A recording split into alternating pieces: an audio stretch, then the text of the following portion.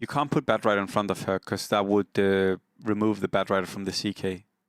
I would personally, I would put I like this as well, the Dawn in front. I think Dawn in front is good. Knights against Knights. I like this.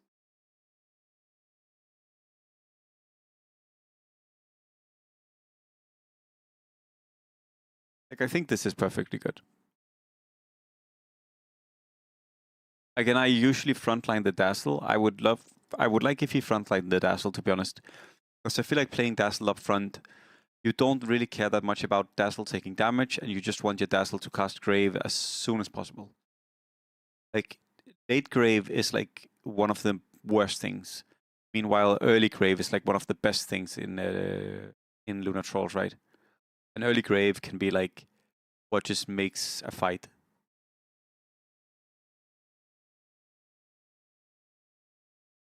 Well, that's insane cask. Very, very good.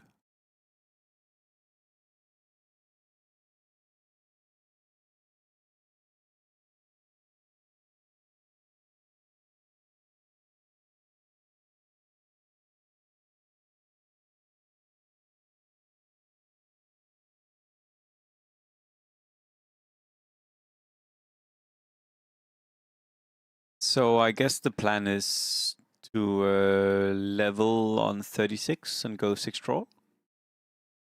I imagine that's what you guys would do as well, right? Would any of you here be holding your gold after 35?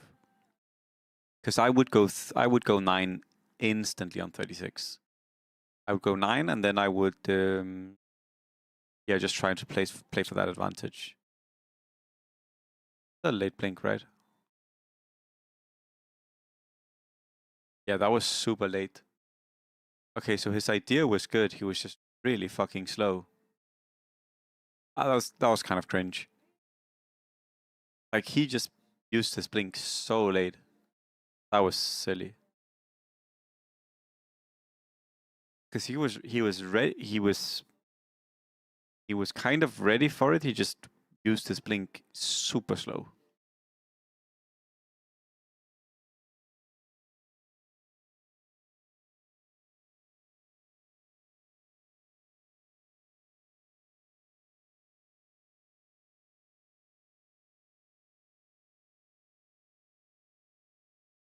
So I imagine what we're gonna see is him I think we're gonna see him level on 36, and unless he gets MKB, probably just roll tier 5. Like, MKB and Manta he will keep, but other than those two items, I would roll tier 5 for sure. Rapier can win you the game, Daedalus can win you the game, Skadi can win you the game. No item drops, such. I don't take any of these. I like Gleipnir, I just don't think it's good enough. I really like Gleipnir, yeah. I also don't think that's good enough for sure. I definitely roll tier 5 here.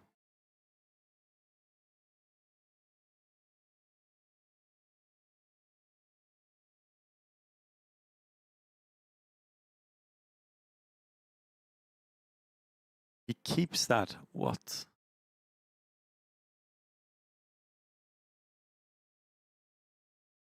I mean, Bloodthorn is not bad, but I am not sure I agree with that.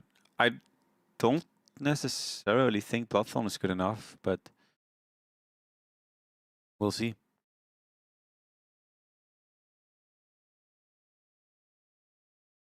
I don't. Yeah.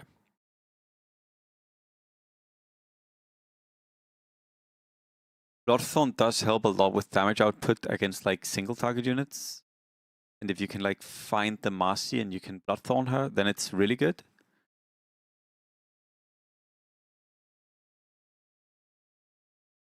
It just seems worse than getting like a really good unit, like really good item.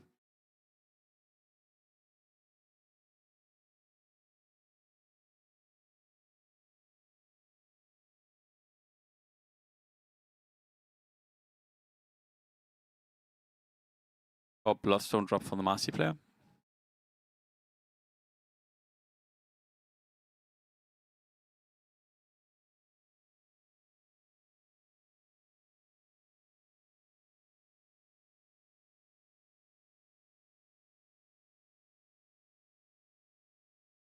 Whoa, those items. On AC, Skadi, Aeon, Moonshot. What the fuck?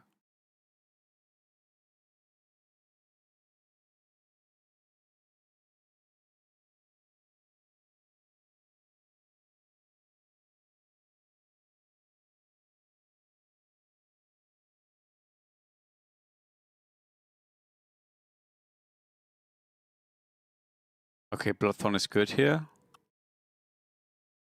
Warlock. Arc. Silenced.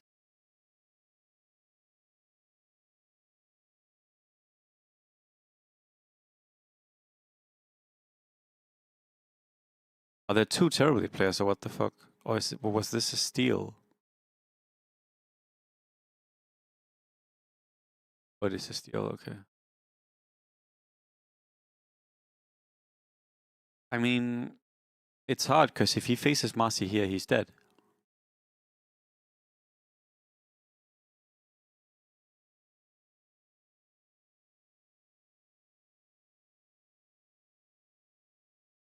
I would reroll the butterfly.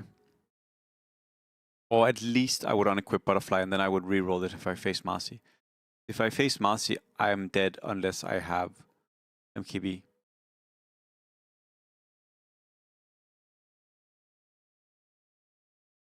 God, crazy. So surprised he's not rolling items.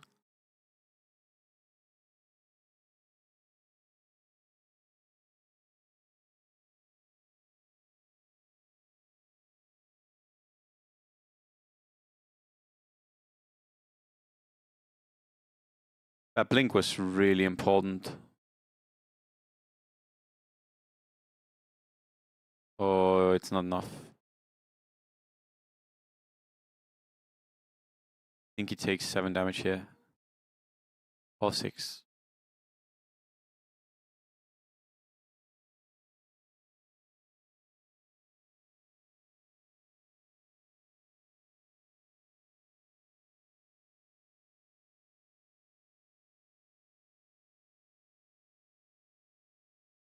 What is he even rolling for?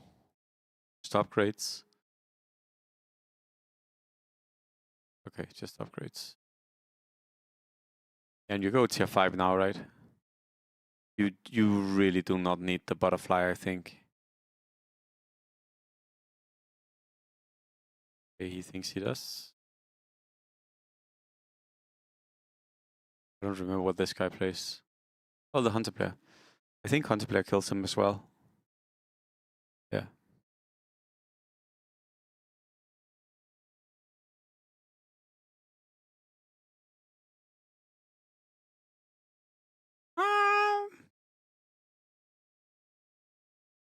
I mean, this is not the easiest late game, I think.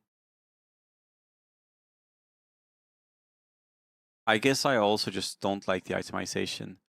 I don't like Butterfly at all.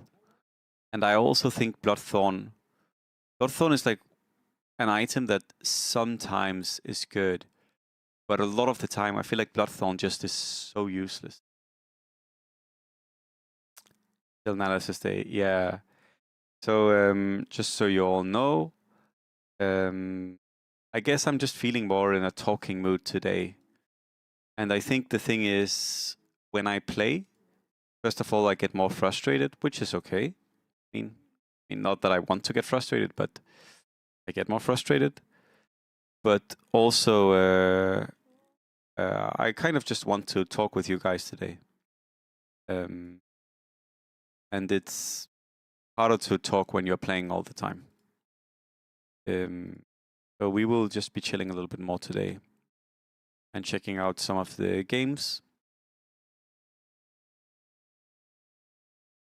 I don't think they can Dracula. I think they are just weaker.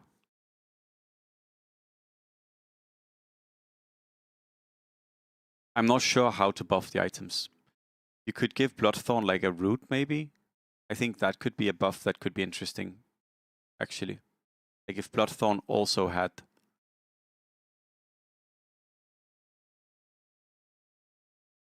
Like if Bloodthorn also rooted your opponent or some shit.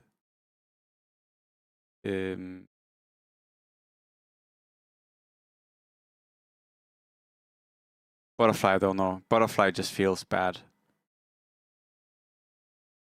Like I feel like I've picked Butterfly a few times when you're like against a hyper... Yeah, like against a lot of physical builds, and do you know they don't have MKB? Yeah, he has...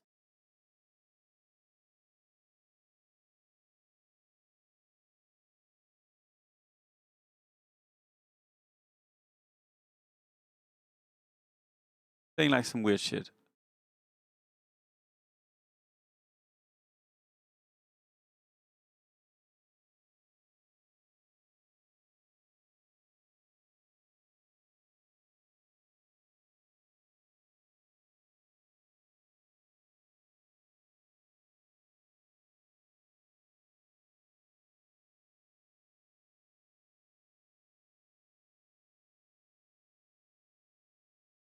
Oh.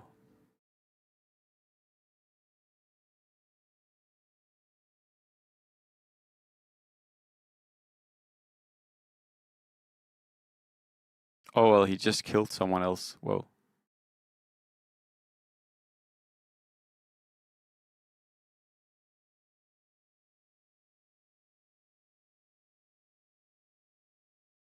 CSY is quite a good player. I would put Telescope to Gyro. So, Casey, I would encourage you to read the patch notes. But they removed Dragonlance. And Telescope now does what the old Telescope does, and it also does what Dragonlance did. It gives you 200 extra attack range. So you always put Telescope on Gyro, because without that you don't have the extra attack range.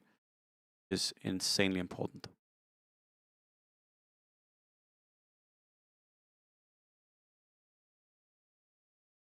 They changed this like 2 months ago.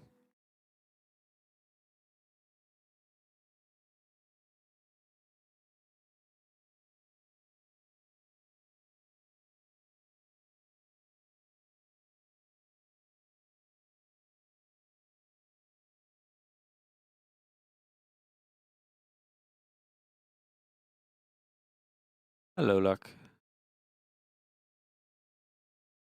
Yeah, I think it's okay. You like losing the dwarf suck a lot, but I mean, the thing is, dwarf also kind of sucks if you don't have the attack range. I mean, it's just way worse if you don't have the attack range, right?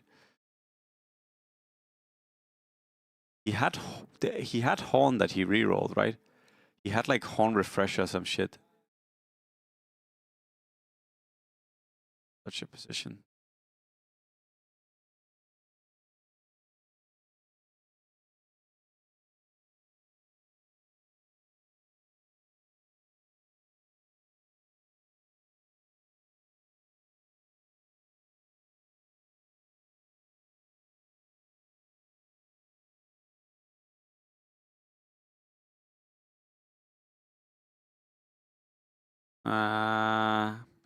Aghanim Somni.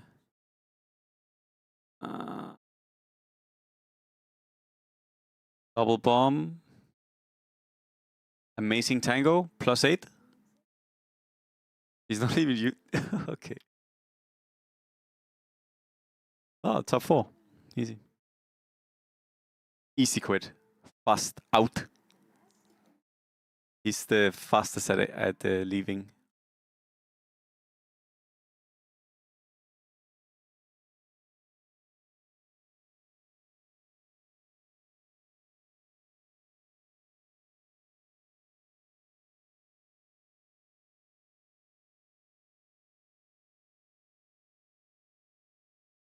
Playing. Billy plays a lot. I have him on my friends list. I can check. Oh. Fucking Billy up.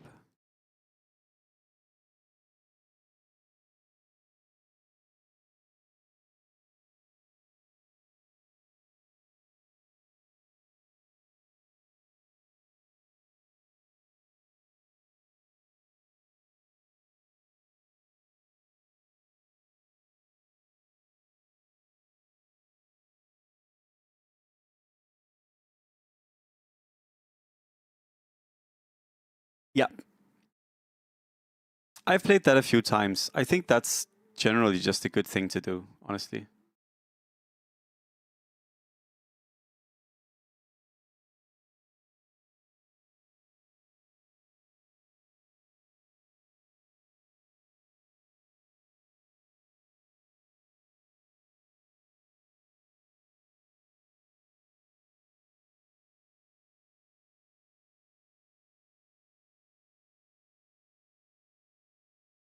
Like, I don't get this. It's so funny. Like, the Chinese players, like, why they sometimes do this shit. Because look at this shit. So this is CSY in a lobby, right? This is Billy in a lobby. This is Billy in a lobby. This is CSY in a lobby. And Billy saw this lobby with, like, he saw this lobby with CSY, but chose to make his own lobby instead.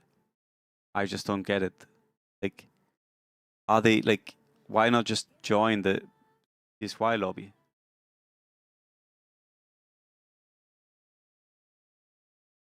I'm so confused about, like, maybe they don't want to play with each other, or...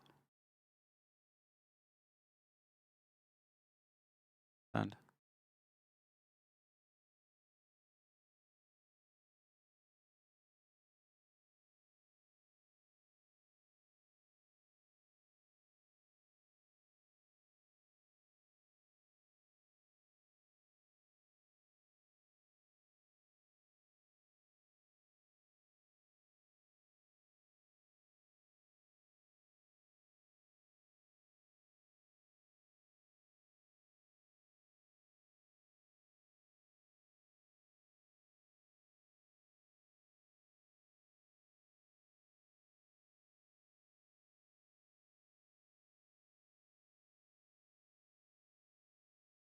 either way. CSY also begins really early, because he's already played 1, 2, 3, 4, 5, 6, 7, 8, 9, 10 games a day. He's like one of the really early bird Chinese streamers.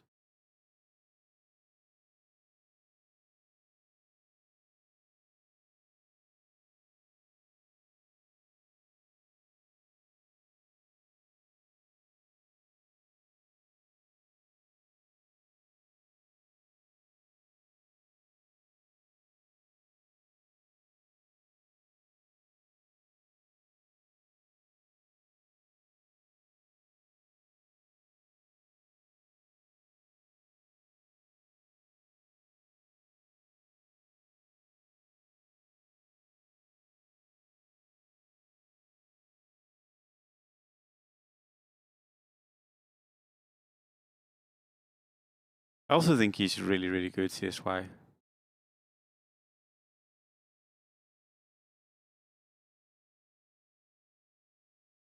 The only positive against CSY is that you know that he just sometimes tilts. And like just plays like random whack ass shit.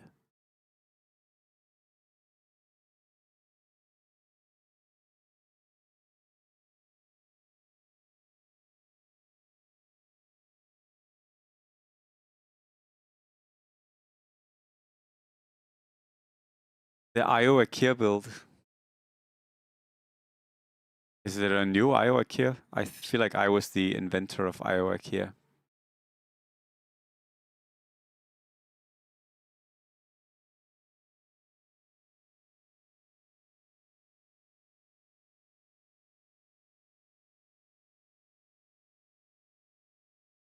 So when I look at those 5 cost, what I see is Baseless is going to be really good in the late game.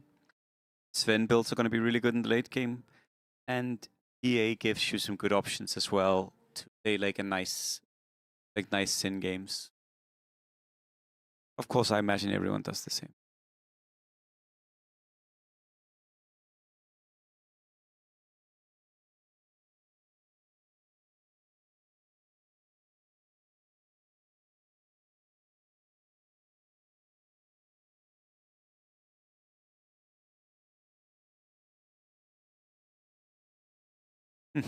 That sounds funny. That sounds funny, Luck. That sounds funny as fuck.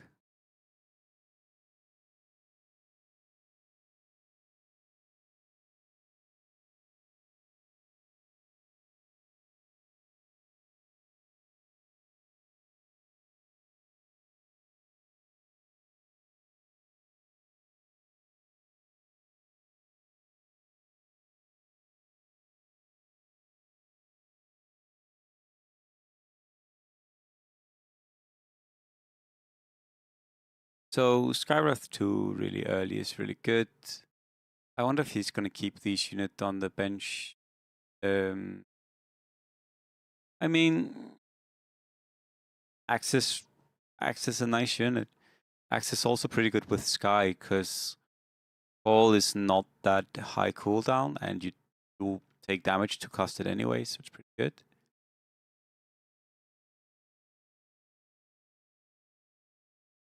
He's definitely someone who fights for board, same as Michael. So that's funny because 1874, we know he picks bottle there. He always picks bottle in that position. It's funny to see someone who just doesn't. Does he sell Bane here? Does he sell the Sky? Does he sell the... Okay. I kind of agree. And he actually picks the one cost that I don't know what's called. Bassi.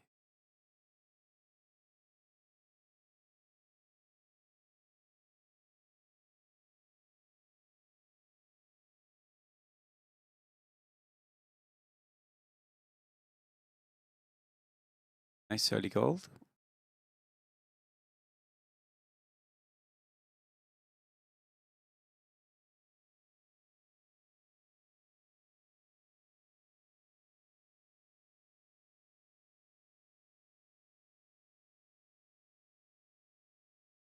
Could buy Tusk here as well. Beast.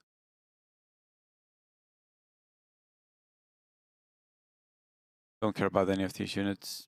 I feel like you could buy the double sniper for sure. I mean, honestly, you should buy double sniper. Like, you should. But he's playing the sniper? No. Yeah. I agree with this completely. Because in the case that you get like sniper and 3 wind ranges next round, then having sniper here is good.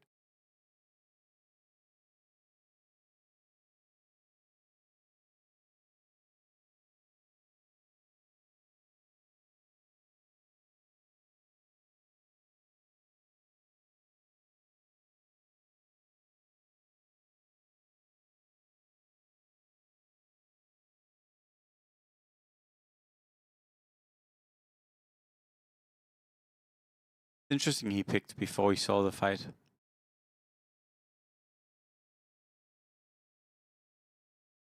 Definitely play Axe. Then I guess the question is, you probably play the Darks here, right?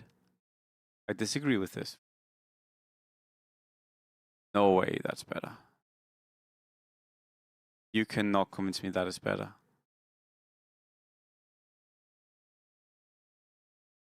No way. There's no way this is better than playing this guy and then playing a double bounty with Darks here.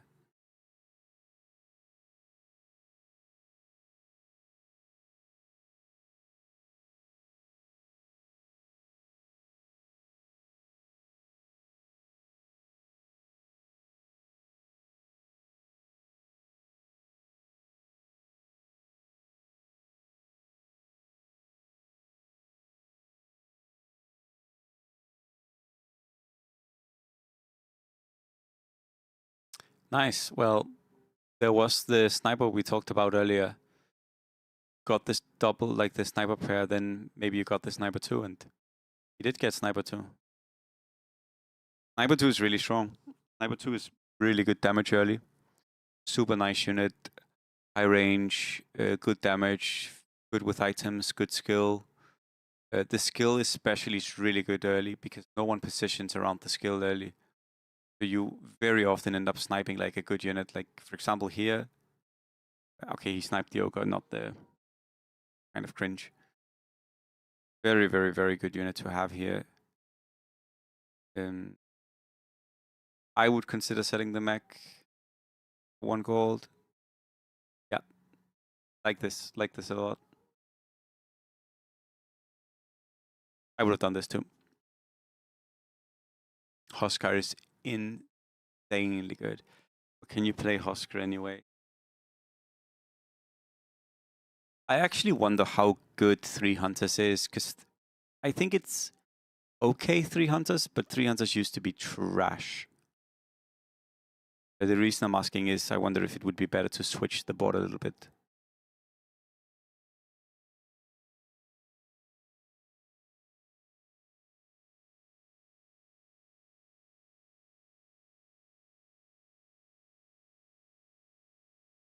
Again, 3 Hunters used to be so bad.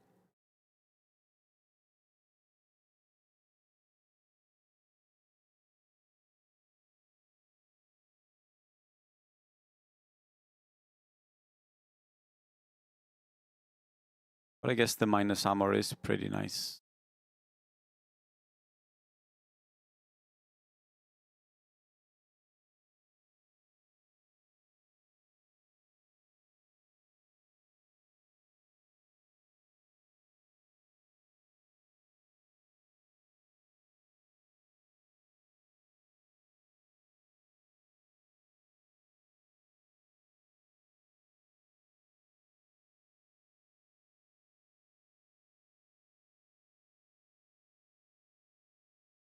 I wonder if he takes the streak here.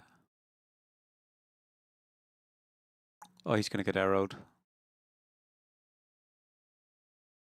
Nope. Is that a cast too? Wow.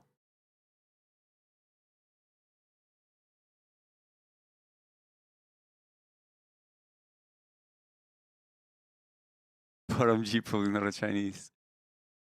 No shit. He's taken 37 damage. He must be priesting here, right? If you've taken 37 damage and you're not priesting, then GG. But he must be priesting with 40 gold.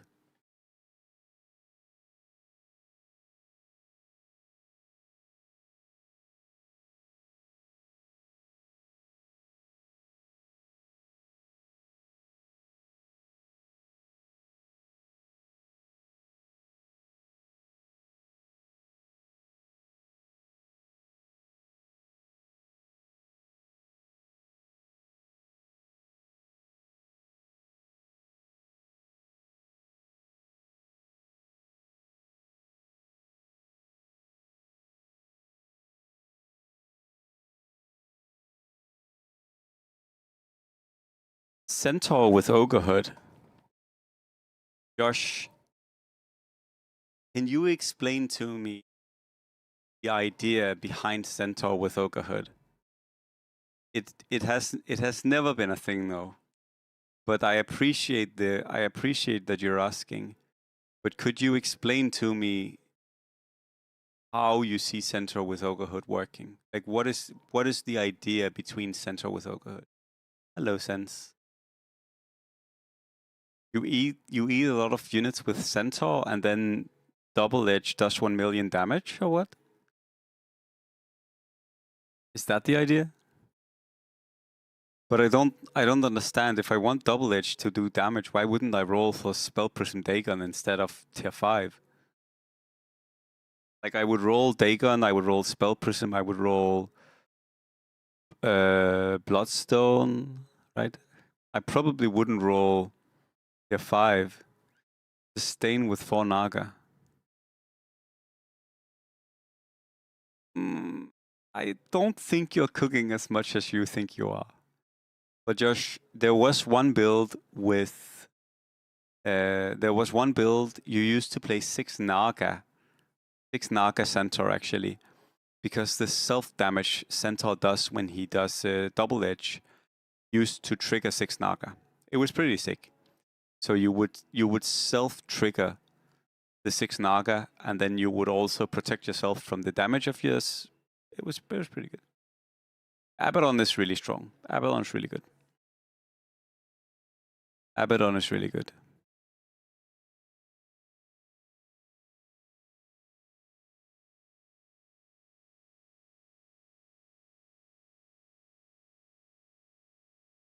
So he chose to level.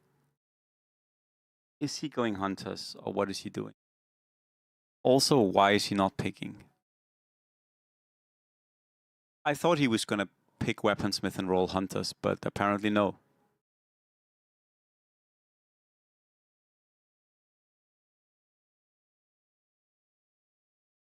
I just don't understand what the plan is here.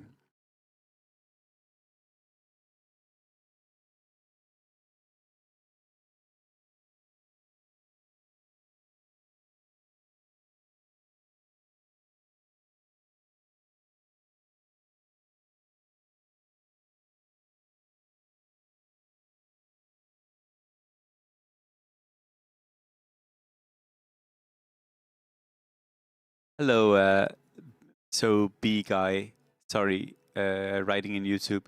Could you tell me how to pronounce, or like what can I say? Because I can't read your name because it's in Cyrillic. So is there anything else I can say that kind of makes sense to you? A good tip for bishop players, I would say a good tip for any player is learn to play around the items you get. I think one of the main things that people do that is not smart is they don't play around their items. If you get items that force you to do a reroll build, then just do that reroll build. Especially when you're not that high rank, that's a good thing to learn. Vlad. Okay, I will say Vlad, thank you. Okay. So when you're not that, like when you're learning the game, if you get Telescope, just go Hunters. If you get Mask of Madness, just go Luna or go Assassins. If you get Bottle, go Harpies or try to go late game, like with like some kind of mid game build. But try to play into your items. If you get Lifesteal, like Vlad's, then you go Marci maybe, right? You get Sliver or Sharko, go Terrorblade. Get Spiderlegs, try and go for a key if you get a good relic for it. I think that's a good, because at the high level, I think the people that are almost at the high level, but that are not quite at the high level, so queen players, but bad queen players, they force things with bad items, which is not how you're supposed to do. Yeah, is he gonna go Marci here? I mean, he has box.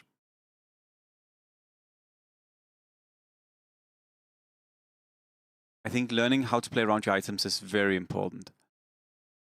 Then another thing is, in general, maybe a better way. I can tell you another thing I was thinking of earlier today.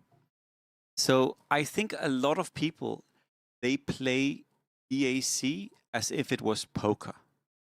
And you might be like, what the fuck are you talking about, Oliver? What I mean is, in poker, I think a royal straight flush or something, whatever, I don't play poker, that beats everything, right? Like if you get like a really good straight flush, that's like the strongest hand you can have, right? Maybe someone who's more poker knowledgeable than me can tell me. And a lot of people, they play DAC the same way, right? They're going to sacrifice everything they have just to go for that one omega hand, right?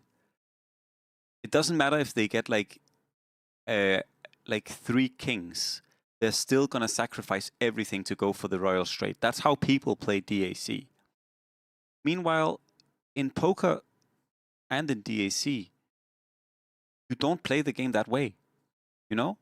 You go for the cards that you have. Like if you have a pair, you go for a pair. You don't go for the royal straight, or like I don't know poker that way, but you know what I mean, right? You don't go for a super straight flush quantum whatever every time. That's not how you play. You go for the units you have, go for the items you have. You play around that, right? And that's what I hope the people who play more DAC learn to do. Play around what the game is giving you rather than play around what you hope to find, what you want to find also. It's like the thing that is very clear that some people do that is very limiting to the performances in the game. is that they don't care about what the game gives them. They just play Marci no matter what. Like they just go Marci even though they get great things for late game, or like they get great things for harpies or whatever, right? They just go Marci. Or they go dragons. They get like units to go warriors, or they get units to go sins, and they just go dragons, or they try to go dragons instead, right? Yeah, I get that. Well, Josh, I can tell you one thing.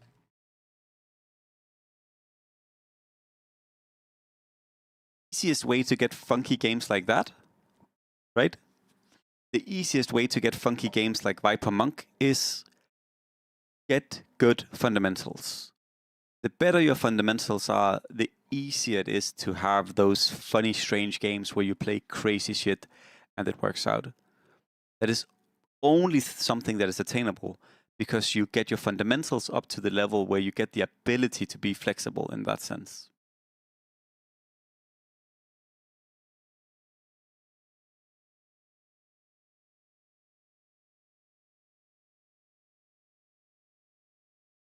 Okay, I think you have been locked in elsewhere. What the fuck? I think we're gonna watch the other game, which is the Billy game. He's playing Hunters, but I like watching Billy. That does mean I need to do something.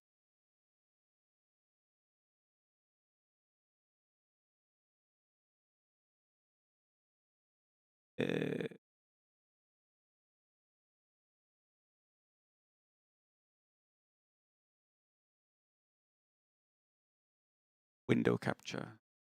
I'll call this one Billy.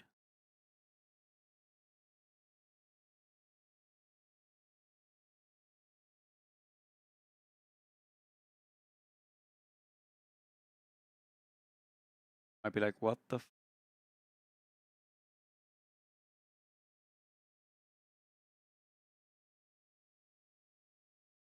thing is, if CSY plays Marci, we would rather watch Billy play.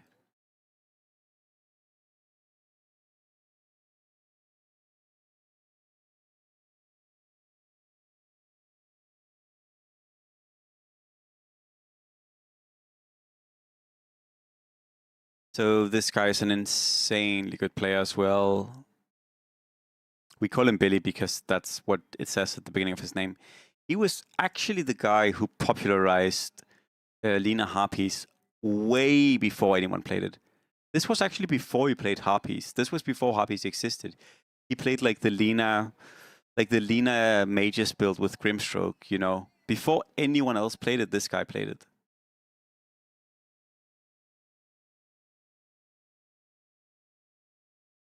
Damn, priesting here is also so insanely. Oh, he's Shroud. I see.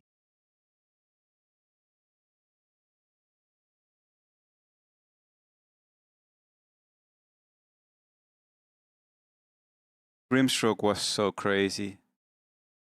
You cannot tell me you don't miss Grimstroke a little bit.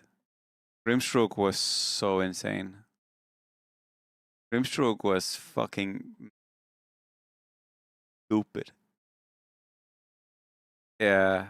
No, same. Oh, my units got Grimstroked. Oh, I got hit by 17 bouncing casks. Rip in peace, I'm dead.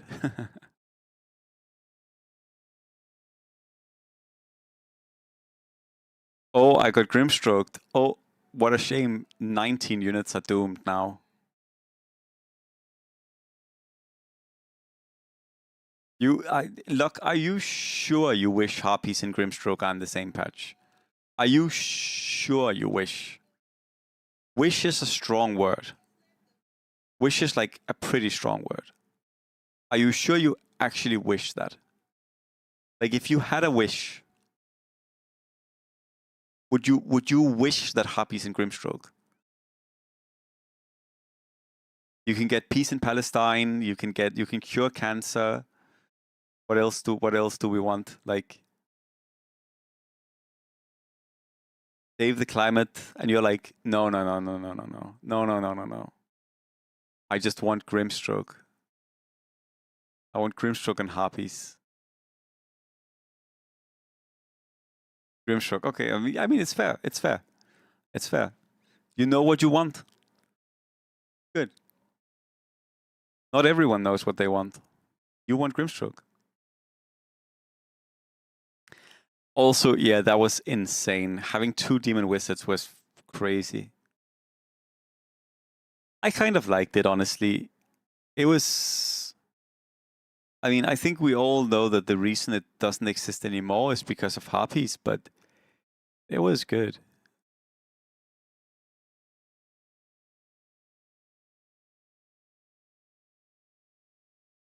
Good roll here.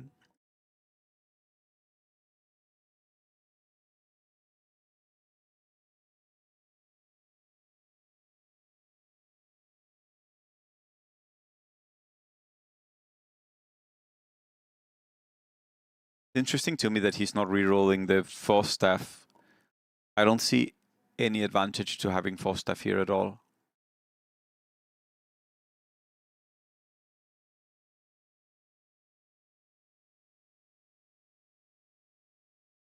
Also, I cannot believe that Night Ban is better than Mage Ban unless someone else is going Mage, like Harpies.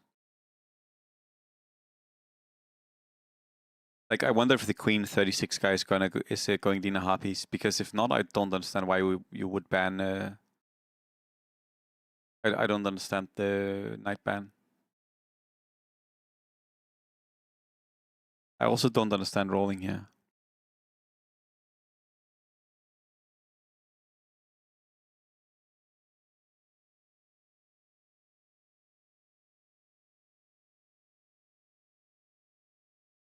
He can level. He can just level.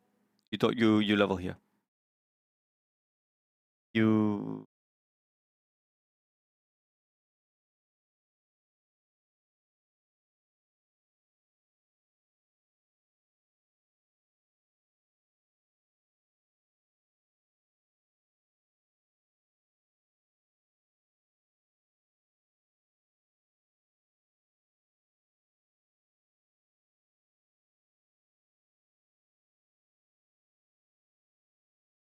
I think he's on a big losing streak, so you can probably just go. Skuro. Feels hard to win with Hunters. I don't think it does. I think Hunters feel really good. Okay, so as I said, the reason he banned Knights must be because the bottom guy is playing Harpies, which he is. Did you see, Slick? Did you see the the game I had the day before yesterday? My last game of the day. I was playing some sick ass 9 Hunters and rushing. 9 Hunters actually just feels stupid as fuck. Okay, I did have 9 Hunters Dusa. You should watch that game, Slick. You should watch that game. I had so many items. In the end game, right? I was like, I don't have space for this. I don't have space for this MKB. That's how many items I had. My Dusa was Telescope, Gleipnir. What else did I have? I had Telescope, Gleipnir. Did I have Lincolns? Now I need to check. My items were so fucking insane.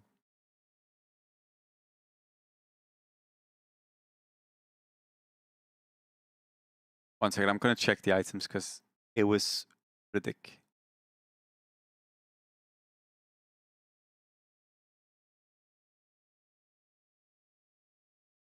Oh no, that item. Oh wait, it didn't save that game. Oh, because I streamed for too long. Wait, I can check it on Twitch. Oh, I need to download the VOD then. It's very strange that whatever.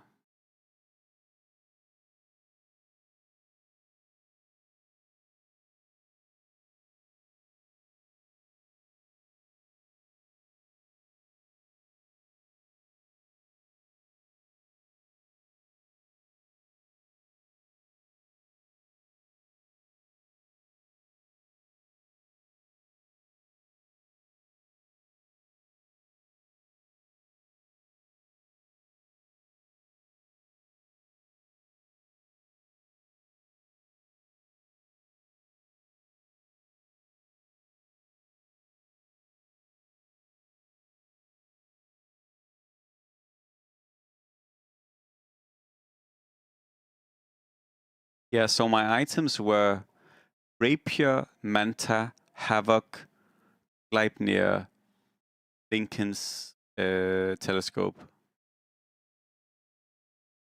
And then I had Mirror Shield Aghanims as well. then I had Aghanim's Mirror Shield on my Tide Hunter. Yeah, it was a crazy game. It was a fun game.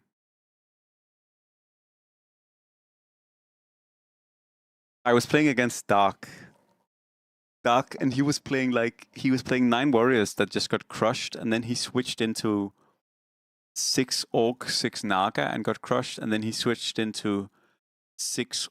No, he switched into like 4 orc, 4 naga, 4 elemental, 4 warlock, or some shit like that, and also just got fucked up by the Dusa.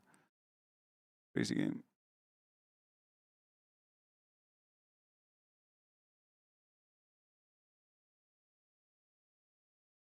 So Billy seems pretty strong here. I'm still very surprised that he did not roll the force staff. I never keep force staff in this. I guess technically it's not that bad, maybe? He's also just like randomly stealing. Like he's not checking what he's stealing or like which round. Okay, force staff is really good here though. Should I save force staff more than I do? Hunters, maybe. Force staff was great here.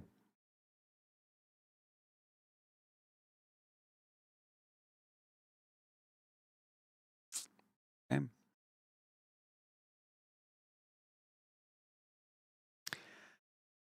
You can still do it, but I think Tide makes it a lot stronger. I think honestly, if you see Tide, then going 9 Hunters is pretty good. But yeah, Tide helps a lot. 4 Naga is insane. I've said this before, Slick, but I mean, you know that 4 Naga is good, but I will tell you how good it is. 2 Naga gives you 15%, right? 15% ability reduction. 4 Naga gives you an additional 35%. Think about that. It goes from 15% to 50%. That's crazy. 4 Naga is so insanely much. It used to be 20-30, right? Now it's 15-35. It's insane.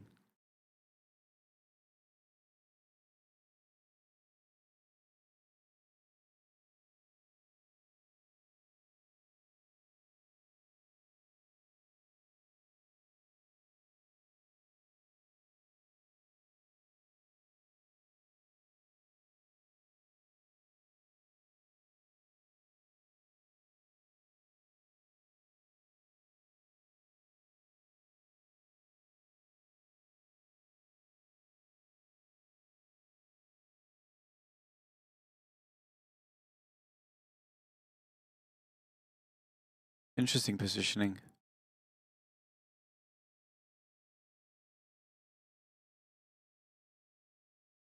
I mean, this is not interesting. It was interesting what he was doing before. I also often play like Sniper and Wind Ranger together.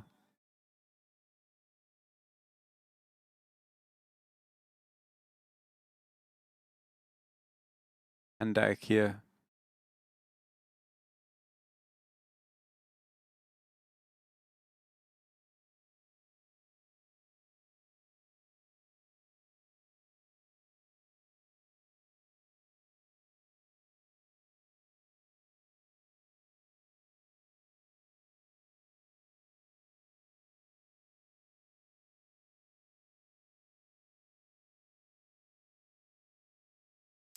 Positioning, I usually play Bounty on the other side. Like I play him closer to the... Yeah, I like this as well. I like this more.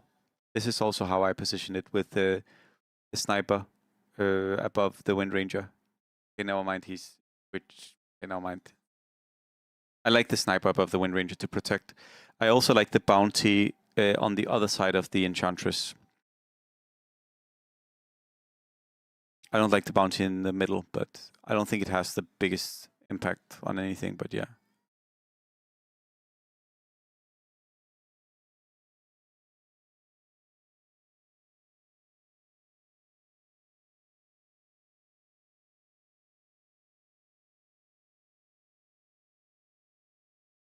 He's keeping the wizards he needs, and he's keeping Naga for later. Always good to see people who are like very diligent about this sort of thing. This is something I also need to improve at. I'm okay at it, but the better you are at making sure that you have what you need later, the easier it is, right? I was playing a game yesterday where I ended up playing 6 Orc. I ended up playing 6 Orc in the late game. And I got Tidehunter too, but I had Naga Siren. And if I kept a Willow from early game, I could have easily switched, like, because I could have just played the Willow instead of the Naga Siren, and then I could have played Tidehunter. But I didn't get it, but I didn't have the Willow, and then I had to roll so much gold to find a Willow. Definitely a mistake when I play like that.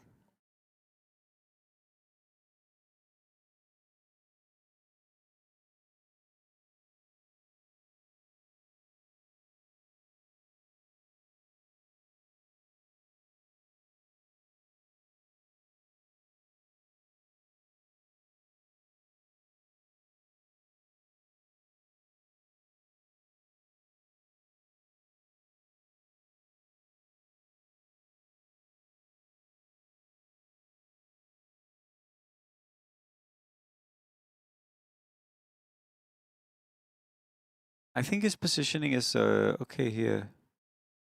Again, a lot of these games are about you're pretty confident here in like playing a chill game. So how can you translate this into a win? And often what the really good players are good at is that they manage to scale from this into levels.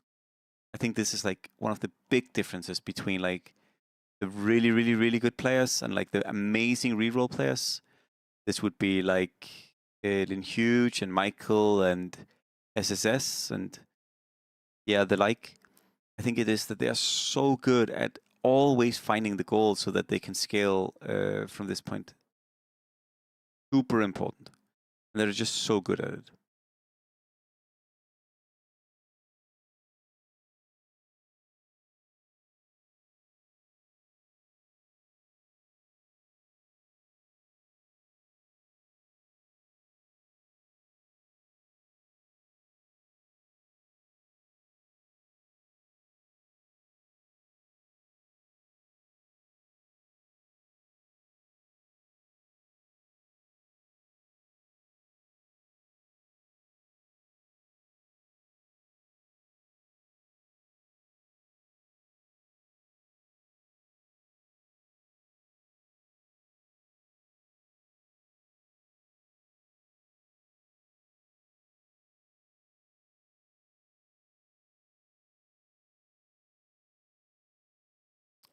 Items obviously good here. He'll get a tier 4 though, which is very important.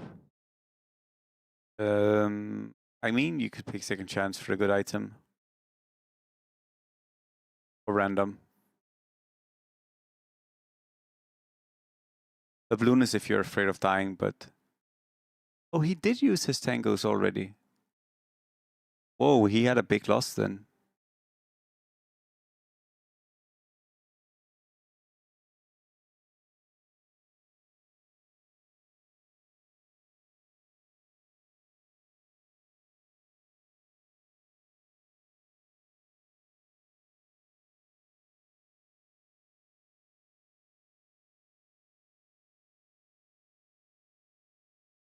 Hmm. Greaves. Whoa.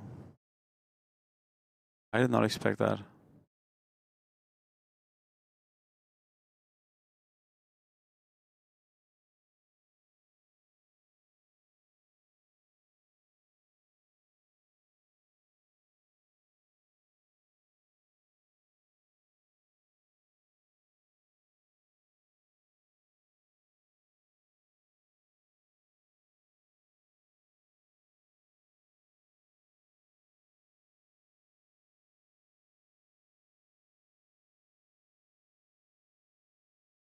The tough thing here is you scale by getting levels, but the balloon doesn't want you to get levels, so how are you going to scale? Also, some of these bots seems like they could be a little bit tough to play into. We will see. We will see.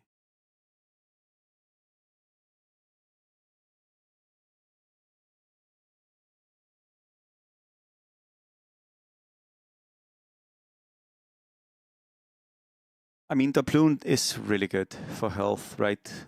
The balloon can be 40 health, which is... I mean, 40 health is actually insane. 40 health probably is like 7 or 8 rounds, even if you're facing players that you can lose against.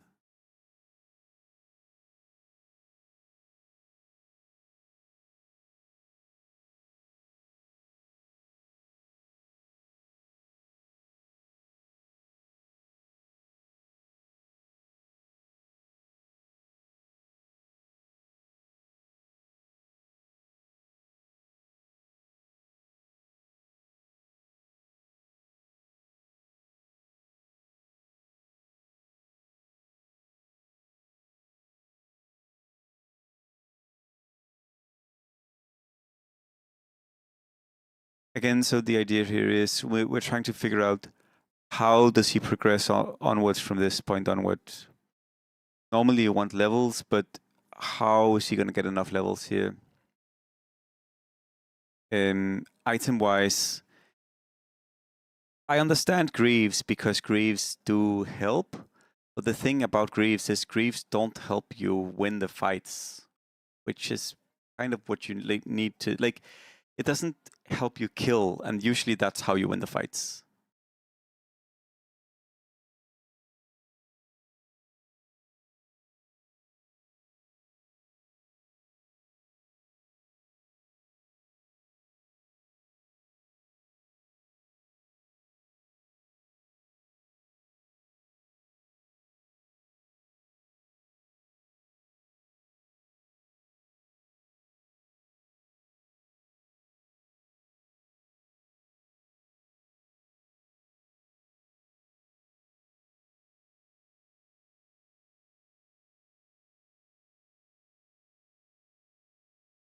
I mean, the balloon is definitely helping him out here. He's probably just going to balloon next round, right, to get like 20 health. Probably good. And the question is it good enough? I feel like you want to soon figure out how you're going to turn into something that can win this game. But maybe he's just trying to hold on and like get a top 4.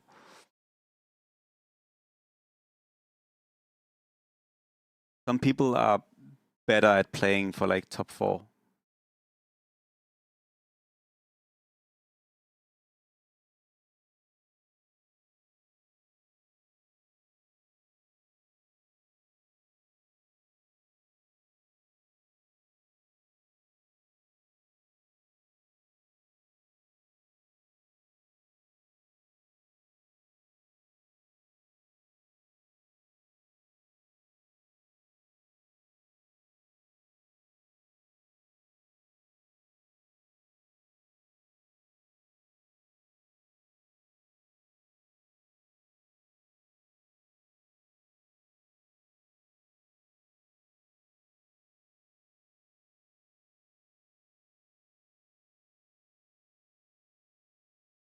So he got the health now. Now he's focusing on levels.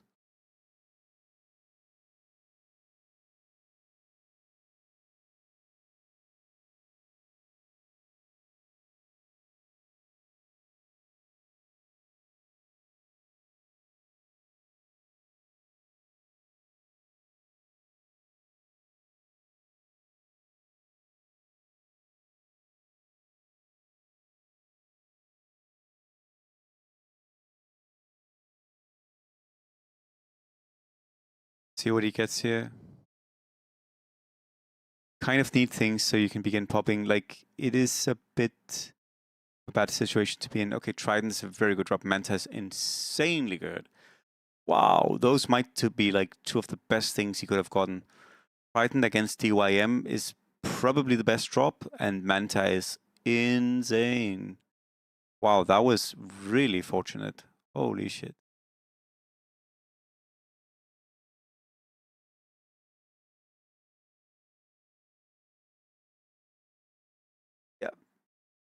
And then he's gonna go for a recraft on the sniper items, I would imagine. And he just needs to fight the Tidehunter.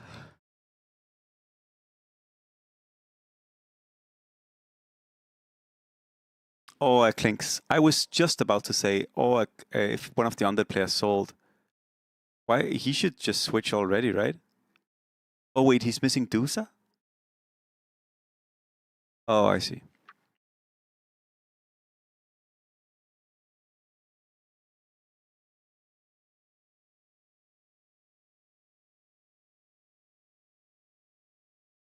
But actually a decent position now. Oh. Turned around faster than I thought it would.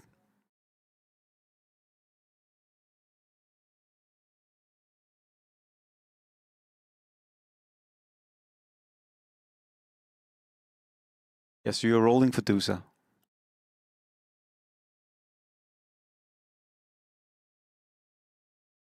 Or Tidehunter. I mean, you don't have Dusa, but I think you just play it here and then you find the Tide later on. I don't think this is correct. I don't think you roll. I mean, sure, but need to.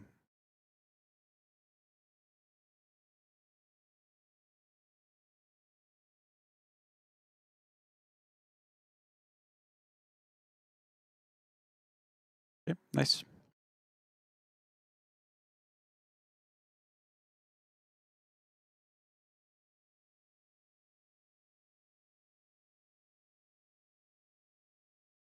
Also, by the way, having that Void Steel on the Beastmaster is pretty damn sick. Extra attack speed for everyone is so good. Okay, actually he's in a really good spot now. That's interesting. Holy fucking items, what the fuck? What the Drodo? Gift from the gods. 5 items. I don't know why he rolls here. Don't you want to level? Because he wants to do the 2-star, it is.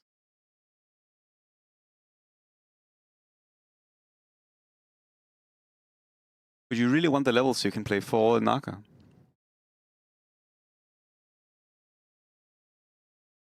He must want to roll the items on the sniper.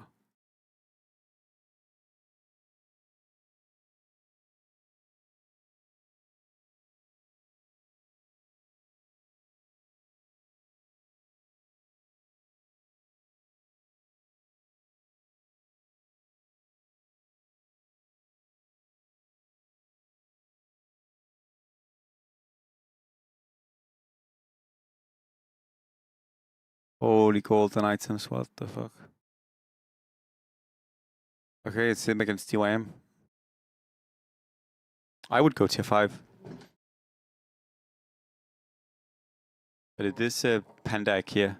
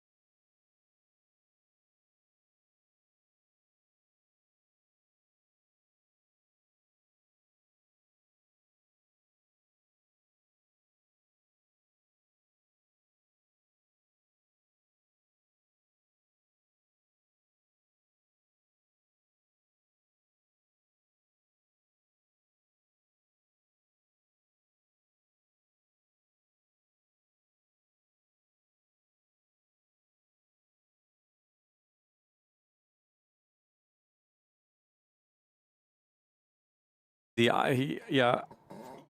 was looking behind on items, and then all of a sudden he has 1 million items.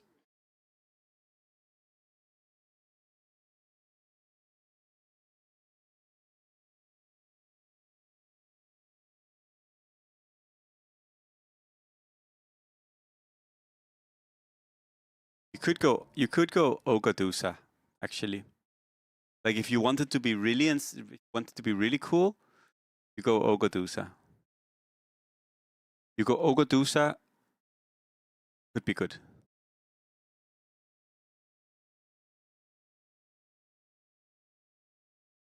I guess the issue is you don't want to eat the hunters. I mean, AC is better. I know AC is better. I just wanted to see Ogadusa.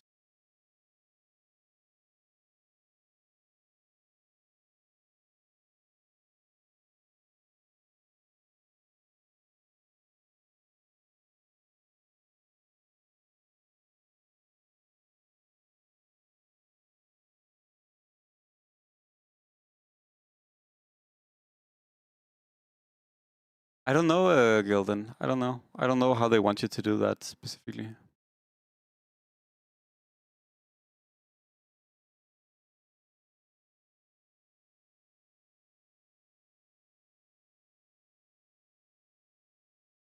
Monk, monk, monk, monk, monk, monk, monk, monk, monk, monk, monk.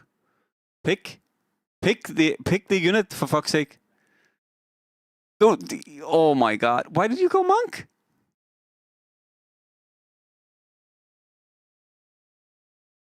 Why didn't he pick monk?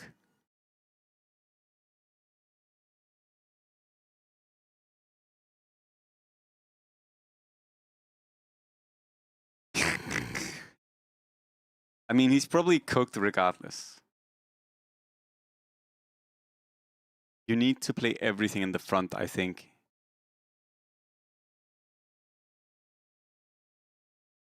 Yeah, Ember is a silly unit.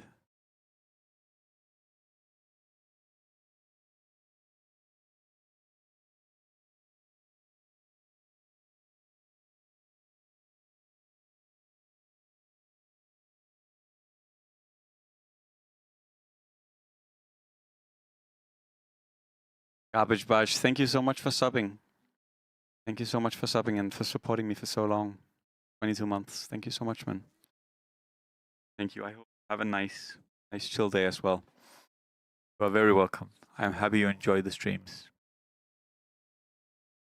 Thank you so much for the support.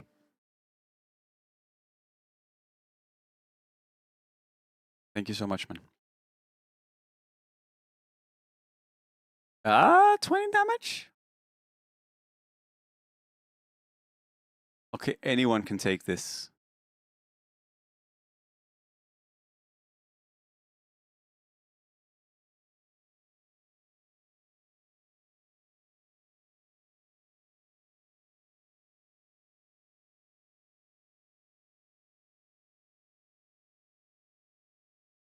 And Maestro, thank you so much for subbing as well. Thank you so much for being subbed for 8 months. Yeah, time flies by so fast. Time goes by so fast. Thank you so much for subbing. Also very, very much appreciated.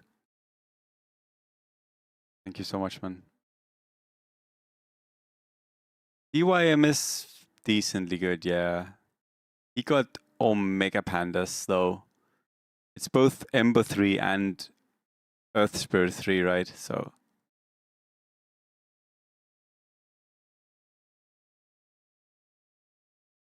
unless DYM dies here. Oh, and he did. XD.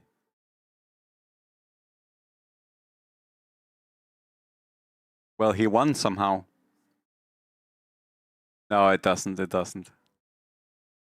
How the fuck did he win that? Both times we saw the fight on his board, he got cooked. But then both times on DYM's board, he cooked him. How the fuck? Yeah, Billy is really good. I think he's one of the most annoying players, if you ask me, play against this guy. Super good. He's like just super clean. Like he's super patient. He plays reroll. He plays late game. He's just like really, really good. I've played against him a decent amount, I would say, and he is just frustrating to play against.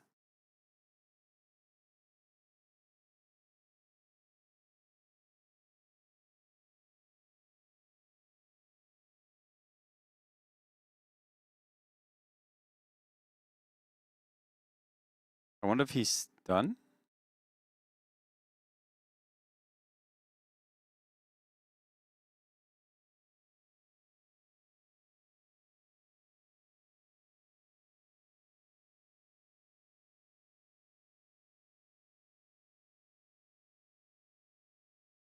Yes, wow. None of the Chinese streamers are streaming. What the fuck are they all doing? Oh my god. Okay, I'll queue a game. I kind of don't want to play right now. I want to chill more, but I'll queue a game. Maybe we can catch Moshamo or 1874 after this.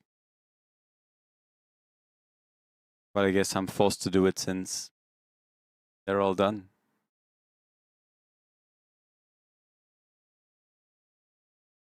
Oh, is it like a national something day in China? Is that why people not streaming today or some shit?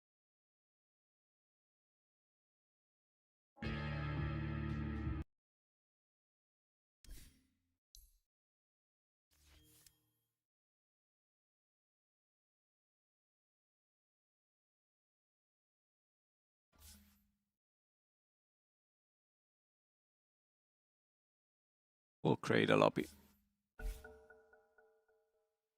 Wait, I don't have a VPN on. 1 second. I could see there was something wrong there with my ping.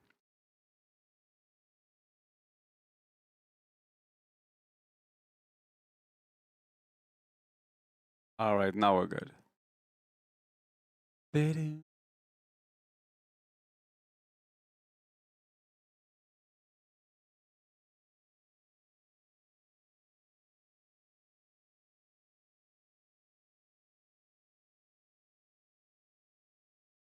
Better than whip.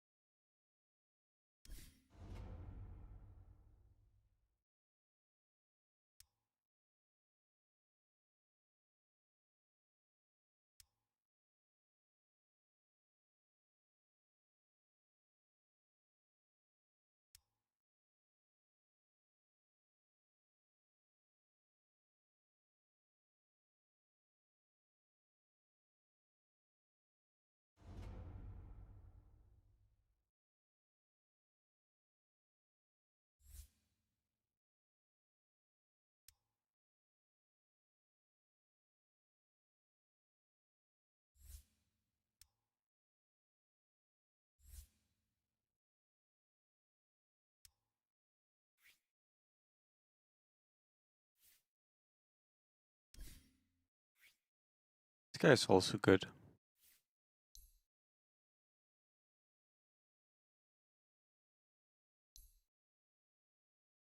Yeah, I feel like we're not getting a patch soon.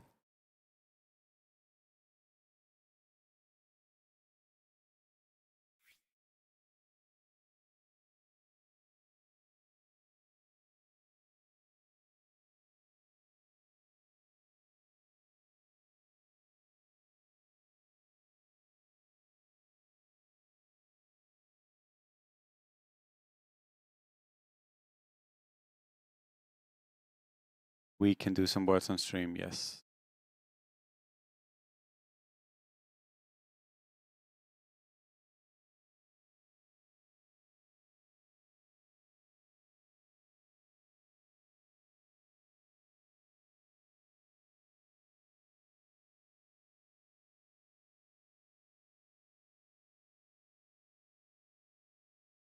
I am in the lobby, okay. I mean, we're the lobby is loading. We can do one set of words.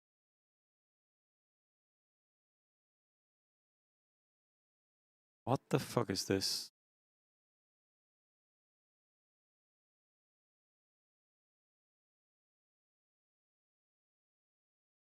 Prohibit.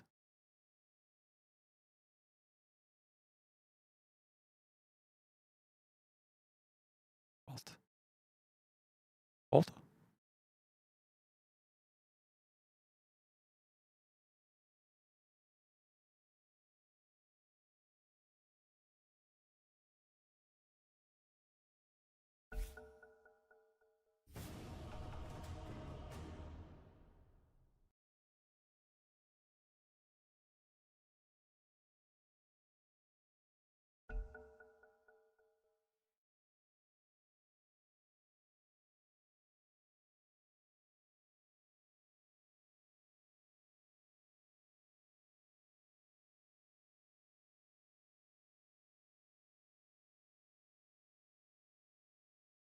One second, it's not loading the wrong.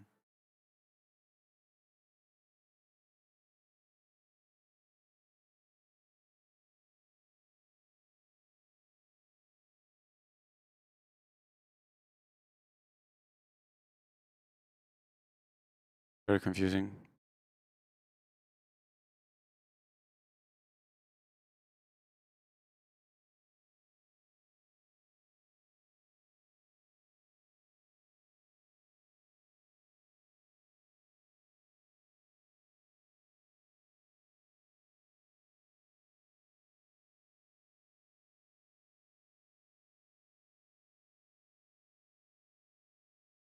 Oh well, now it works.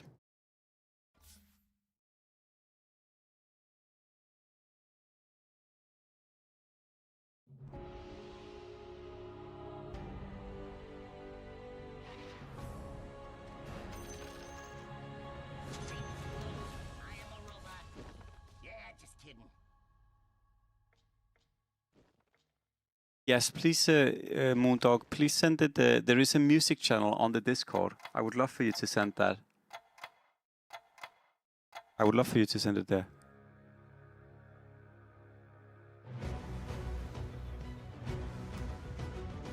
Thank you so much, Moondog.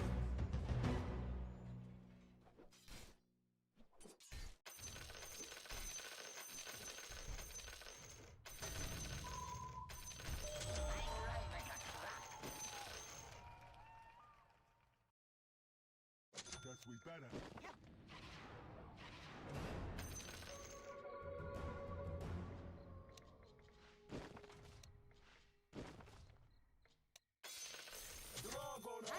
Nice. At your service. Nice.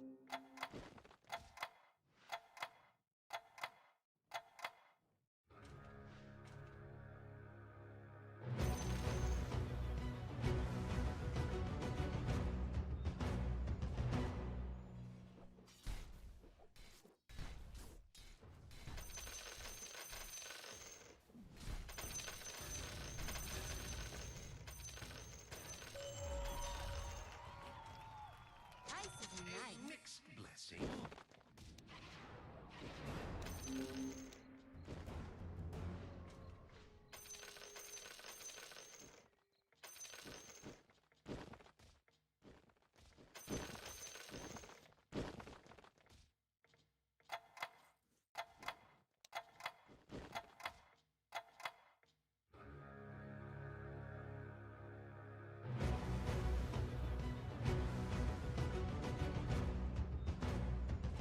Be a good lobby to priest, I think. Or undead, actually. Be fun as well.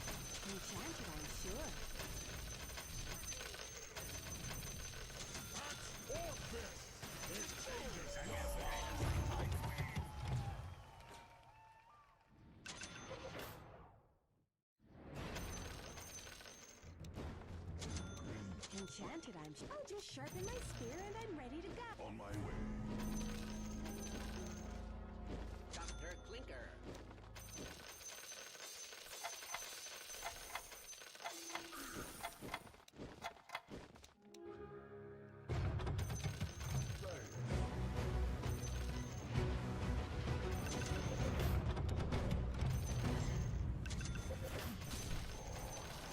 Hello, Christian.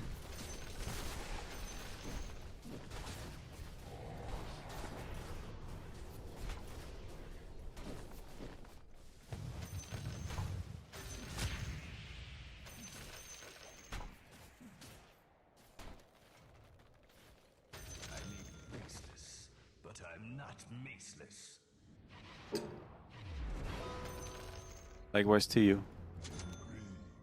I go. I'm doing very well today. Till then.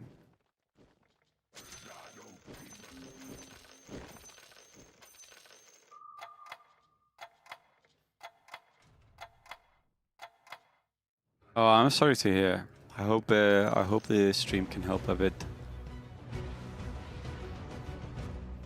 Hello, Notorious. Yeah, how are you? I think we just crushed this guy. Maybe? Yeah. That was just so annoying. I'm good as well. I am good. Things are chill. Going some DAC. Doing 6 damage with my Furion. I hope I get more Furions.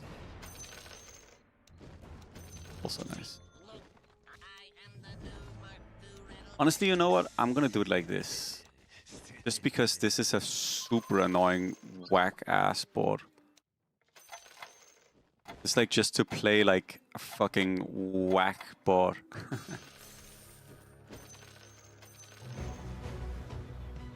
Actually, maybe I should have saved it for this guy.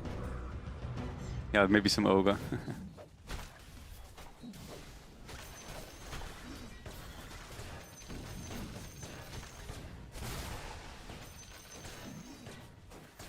What a stupid board I'm playing. Thank you, Pierre. Thank you. What an absolutely silly board. My Beast Furion board.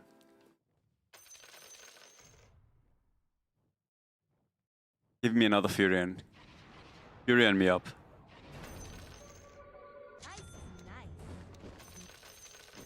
Behold the scourge of Iceland.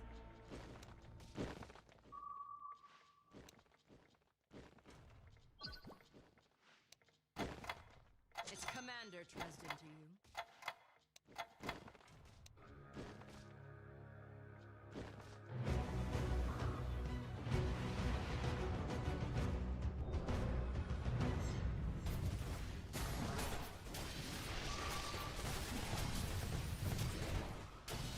Bro, that morph thing was so dumb. That was so annoying. Bro, this morph thing. Will the Clockwork even beat them? He does, right? Yeah.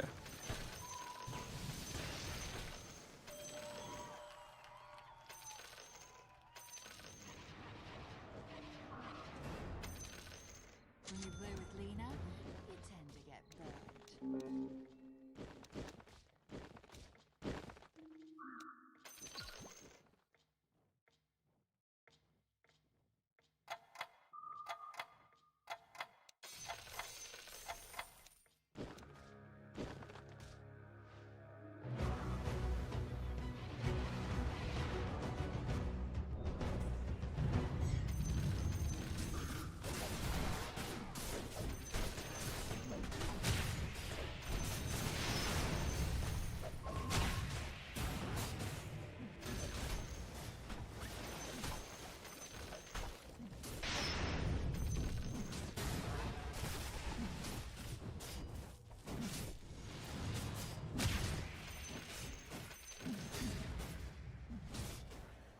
And December was really good.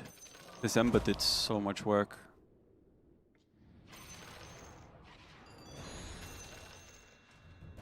So brave for you.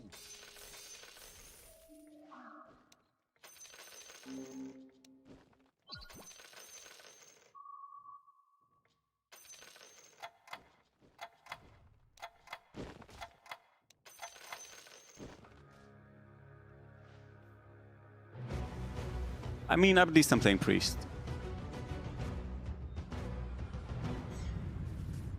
Not Priest, sorry. At least I'm playing Human, so it doesn't matter too much. Like, our economy is good, our health is good. It's annoying we lost there, but yeah, have to lose to the guys who get. Oh, and now he sold his Ember to go Terrorblade, because he just knows what's up. Yep. It was a funny board I played. Funny board. Sadly, we lost to the guy who is decided he hasn't seen his relic. Doesn't matter. He already knows he's gonna play Terrorblade. Genius. There are none who cannot be mimicked.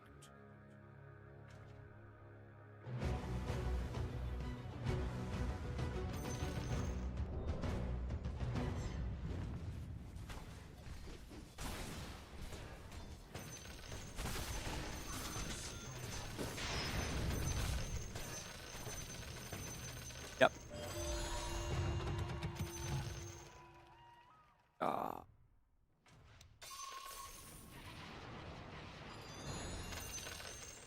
I ride with the light.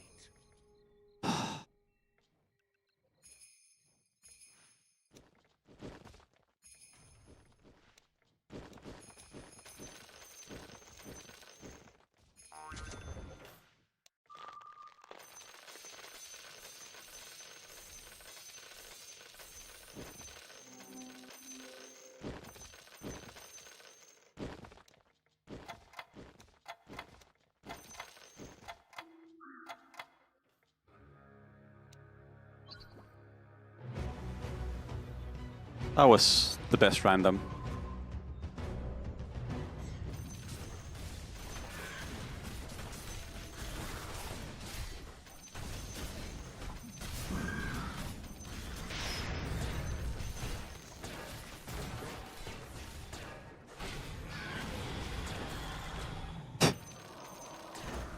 Ten damage. Okay.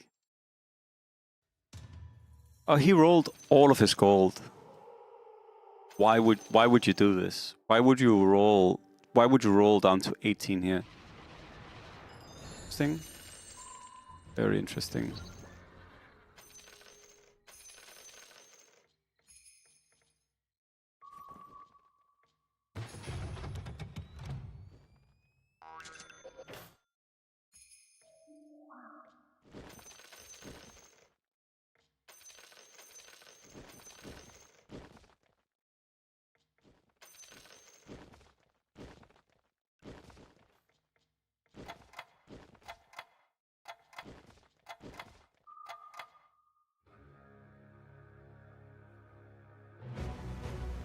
Well, I mean, now we have a nice human board. We can actually push for 6 humans. I mean, we probably won't get them, but we could technically get them.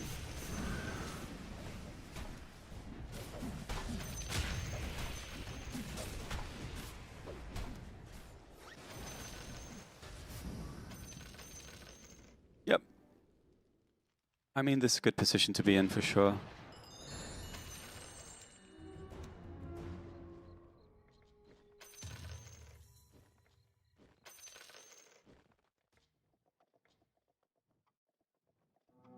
So is he going Marci or is he going element, like some kind of elemental thing? What do you guys think?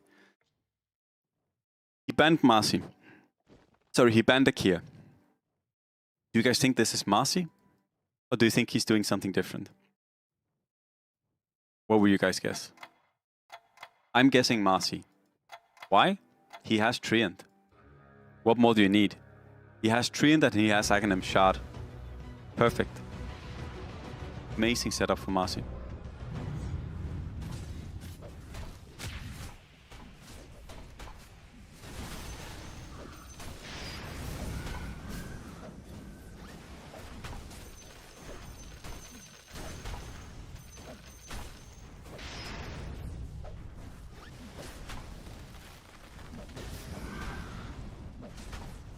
We had a little bit more damage. This guy did 18 damage to us. Okay, wow. That is pretty wild.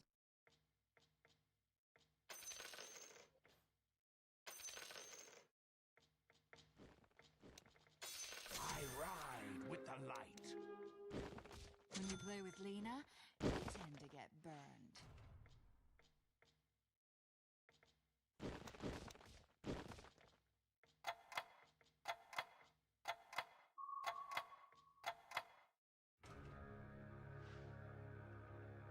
think selling here is fine, because we only lose 1 gold, and I can keep all of the units here.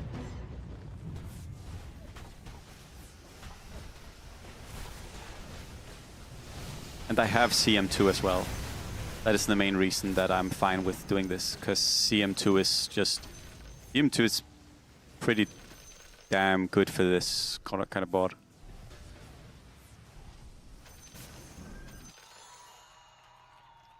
Yeah, I get it. It's also, I also want to be a little bit stronger because, like, the health I save here. I was thinking about it, but I actually like the Furion. I actually think the Furion is pretty good, honestly. Like, he's an upgraded unit, right? He summons Treants. Treants are really fucking stupid. Like, Treants are really annoying to play against. I actually think Furion is okay. Let's see. Harpies. Probably Marci. Who knows what the fuck this guy's doing. Oh, he's going Turboblade as well.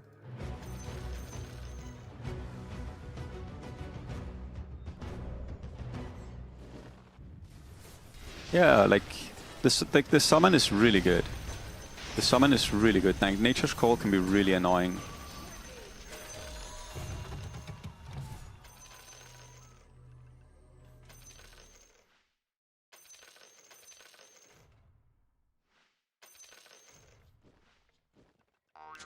I was thinking about like maybe going dragons, but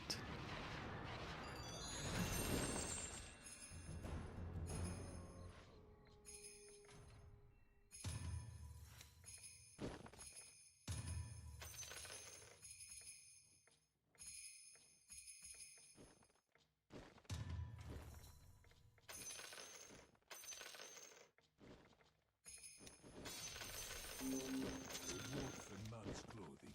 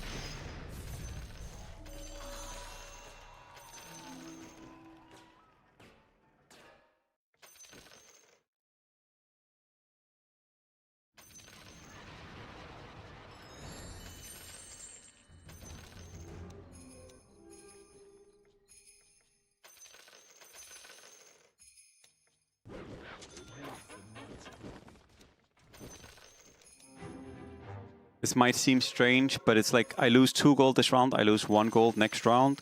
I play a little bit stronger of a board. Again, I really want to play a stronger board. And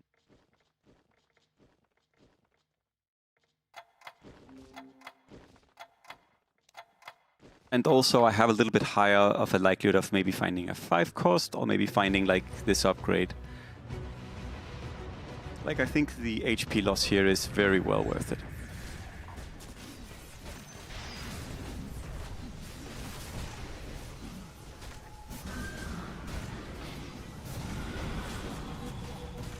Wow, he just took no damage from my blasts. What the fuck? Christ.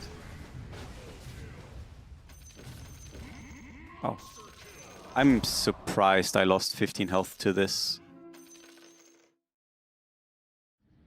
Like, I know he has upgrades, but he just took no damage. Well.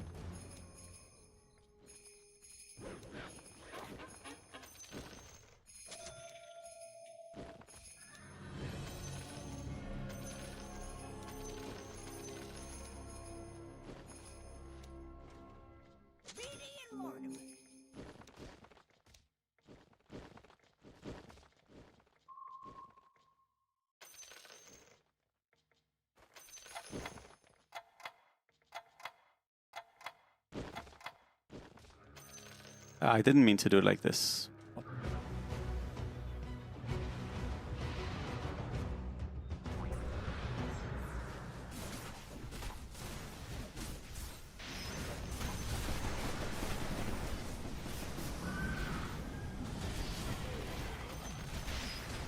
Why are they taking so little damage? I don't get it. I feel like Coddle 2 normally would kill all of these units.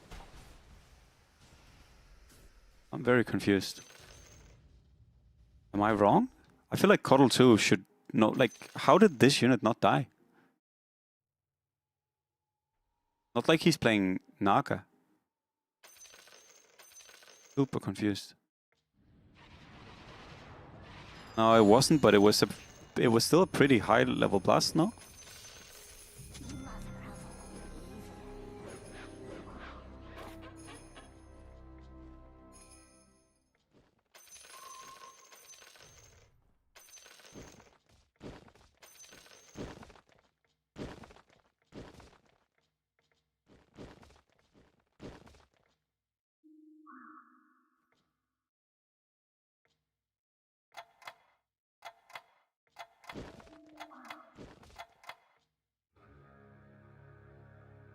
Yeah, and the Fisher also hit the Coddle but didn't cancel. I was like, there was a lot of things that fight that I was like, what the fuck is going on?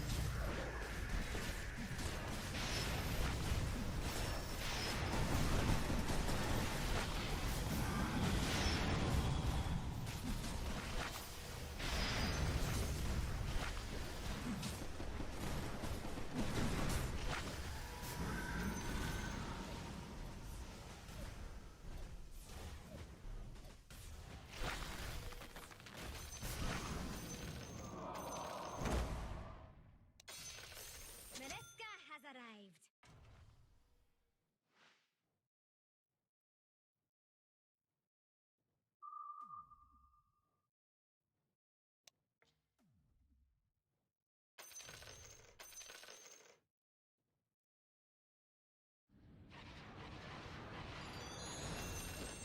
There are none who cannot be mimicked.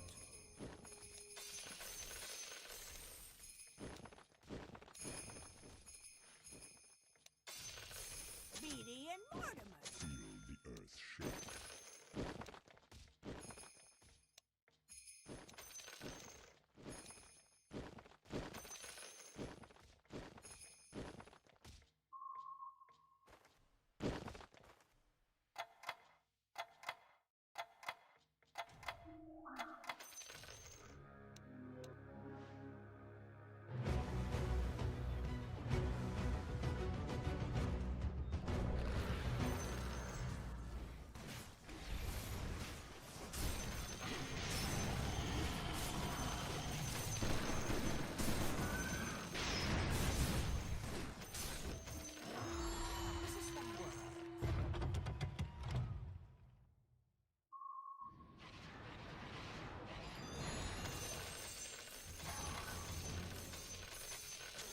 The honorable gentleman. Time to shove. You don't know. The time has come for me. Poison.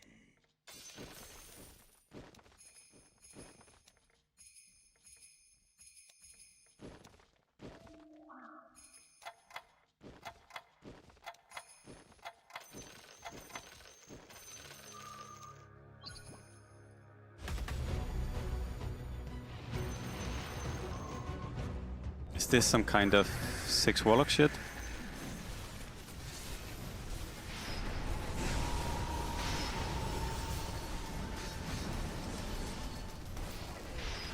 Aegon.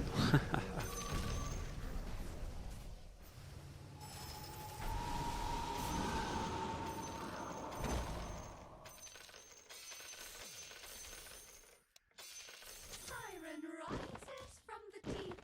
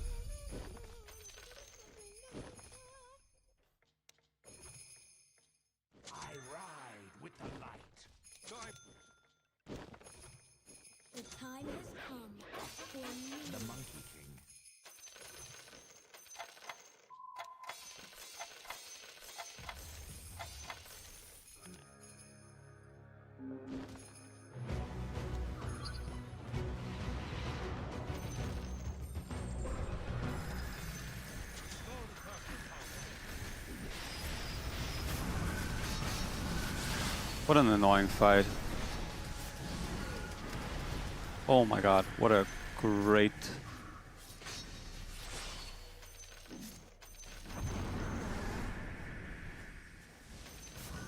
He stole Illuminate from me, by the way. Enchanted, I'm sure.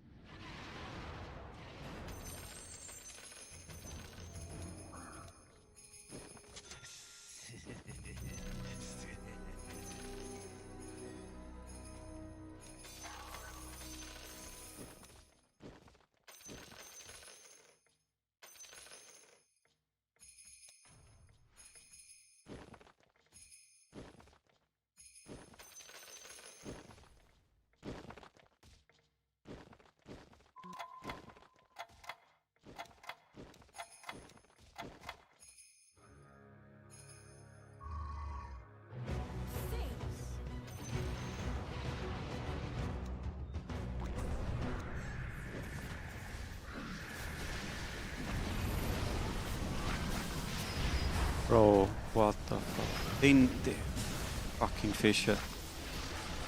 Fucking bullshit Fisher killing all of my units. Bro, come on. I don't have as much time as I thought I did. I was like, oh, I can probably play with this board for a bit, but random ass Fisher killing every unit, Cuddle doing 900 damage with his blast. Great. This guy going Terrorblade since round 7.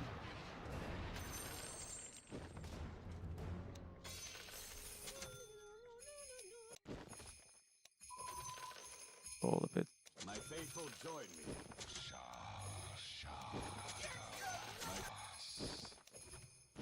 You the more. Bro, not more pairs, please. My faithful join me. Hand of God. The time has come for me. My totality eclipses the cosmos.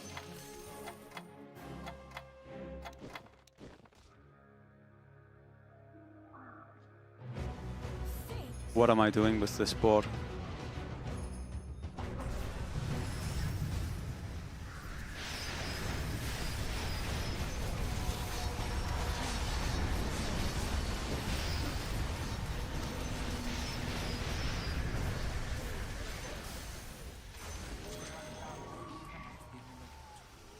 What the fuck am I playing? I don't even know what my board is trying to do or be. I won with the 3 beast board. What the fuck?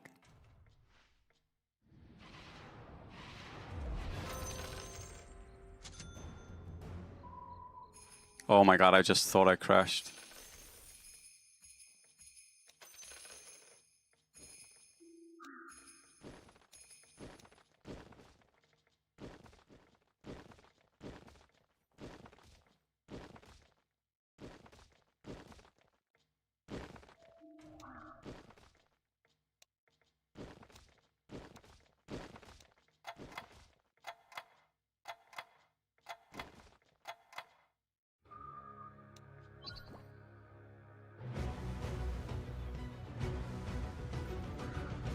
Am I missing? Oh, it's because I have spider legs. I was like, am I missing items? But I guess I just don't have any items.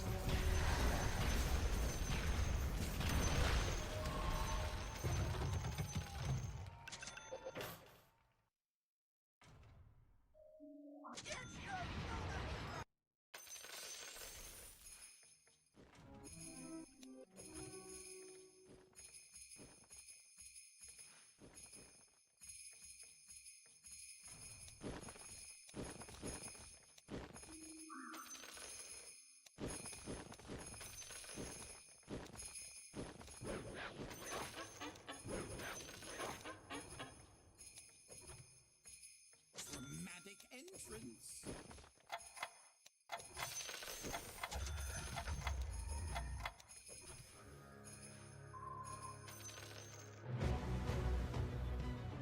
Like, pair. I have 4 5-cost pairs. Bro, and he snipes the right techies. Come on.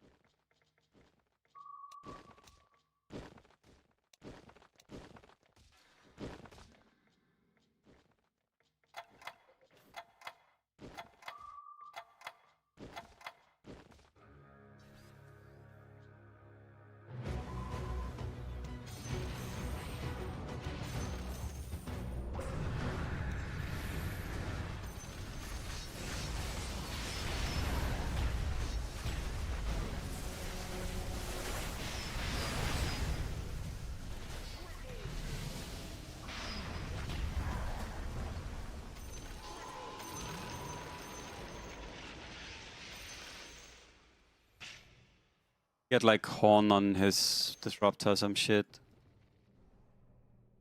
Probably.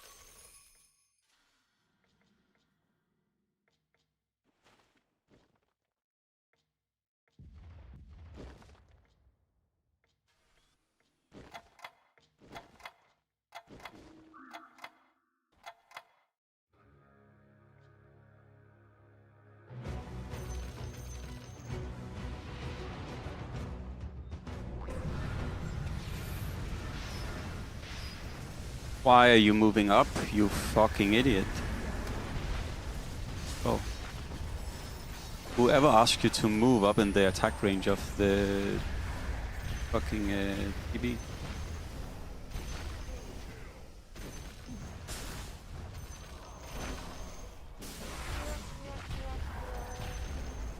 Oh my god, a second taunt?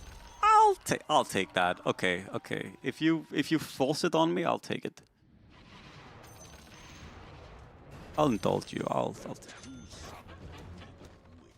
I guess you just always need to like fucking do this because you don't want him to.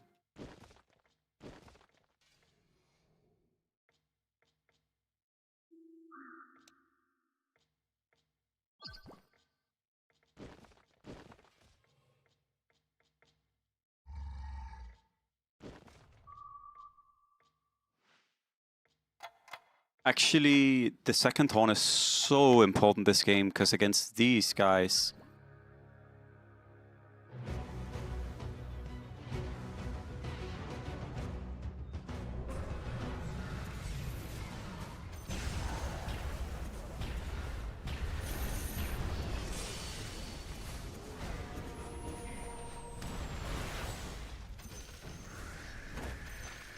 "21.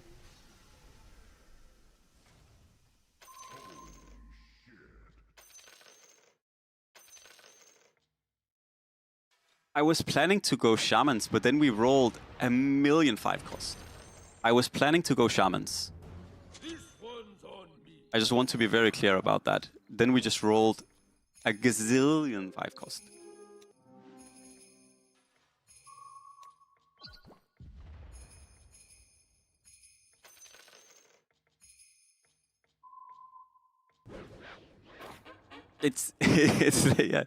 It's like I rolled, like, look at what I rolled. I rolled Sven 2, Primal 2, Invoker 2, double techies, double warlock on 9.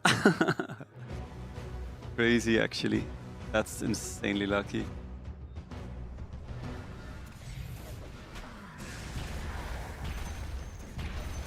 Yeah, he's doing... He ended up doing like weird elementals.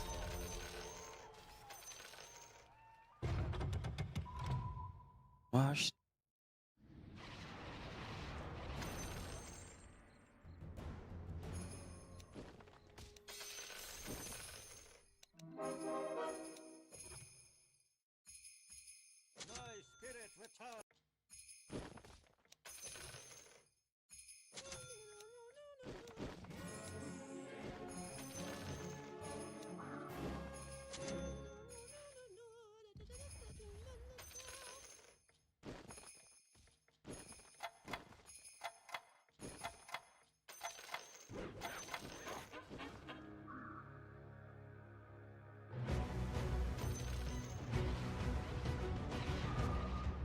I think I'm gonna go Kiryu just because if the game lasts... Yeah, I'm gonna do that.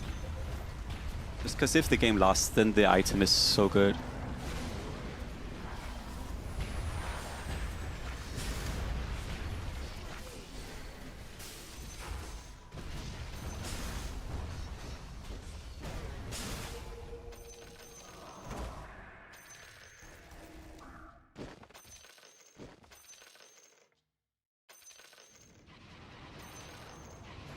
Do you guys in general agree with this? Yeah, this is insane high rolls. This is super high rolls. You guys in general agree with this board?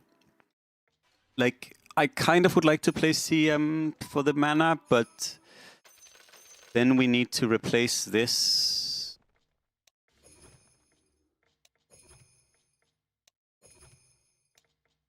But I would kind of like to do that. I'm also wanting to set up for shamans.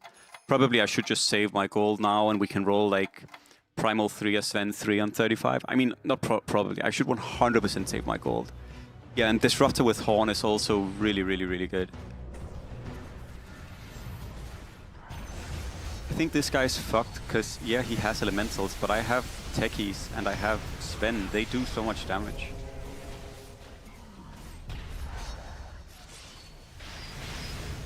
And this Cass is crunking though. I thought the Cass was crunking, the Cass was not crunking.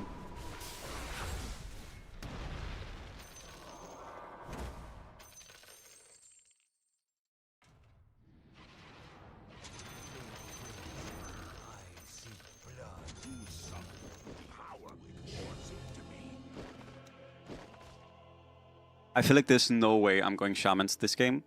I mean, not no way, but very likely no way. I don't think playing Disruptor is worth losing like 500 health.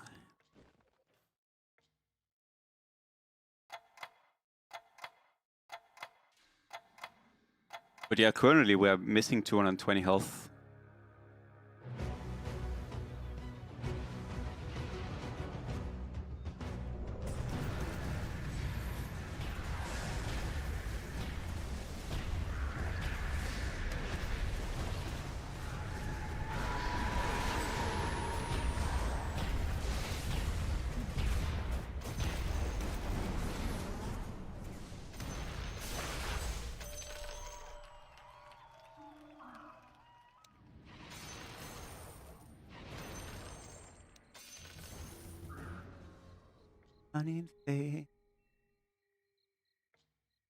He wouldn't, but what would I play Disruptor instead of here? If I get Disruptor 2, or like if I get Warlock 2, I'm probably playing Disruptor Horn instead. That is definitely a thing. You'd even argue I should do it here. You know what, we can even do this. We can actually do this. Then if we face this guy, we play Disruptor. And then if not, we Horn this. Oh, we get Silence. Never mind. Silence on our Horn cast. If he wins, it is only because of that. Yep. Very nice. Very nice. He still doesn't even win well. Doesn't have damage.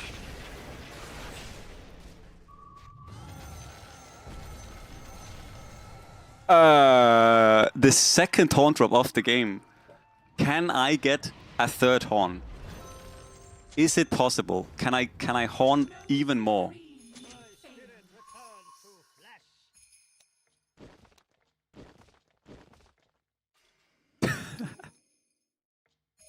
That's kind of stupid. I'm not gonna lie, it's kind of dumb.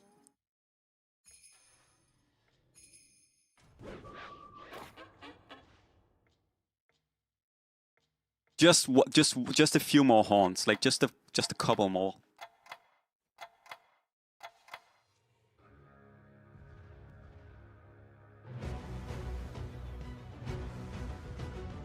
Good jokes, everyone. Good jokes, everyone. Damn, the jokes are on point.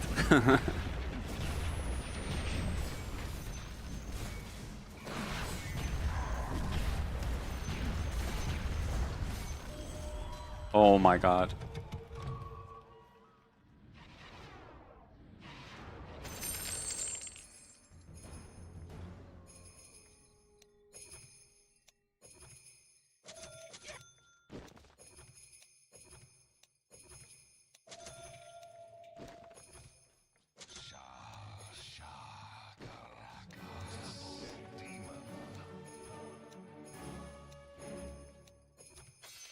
There are none who cannot be mimicked.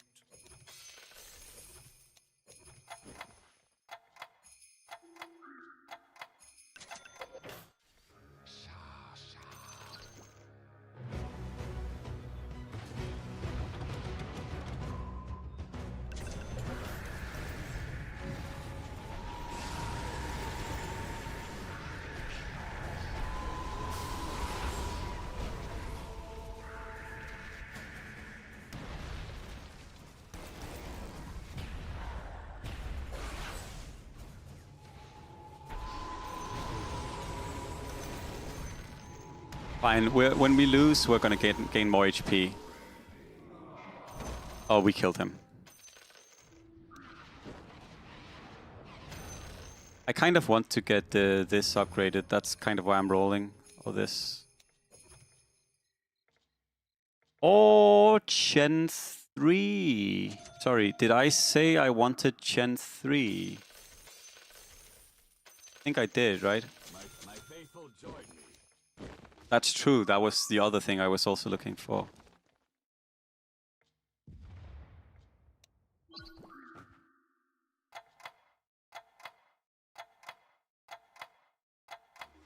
Oh fuck, I did the same thing.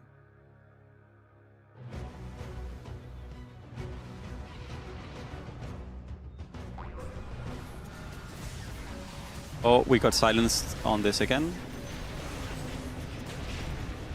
And on our Warlock, right?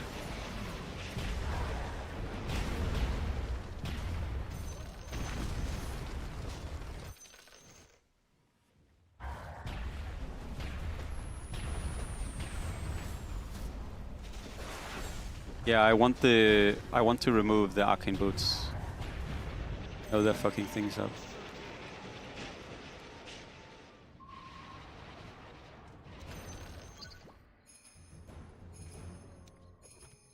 My faithful join me. Hand of God. Hand of God.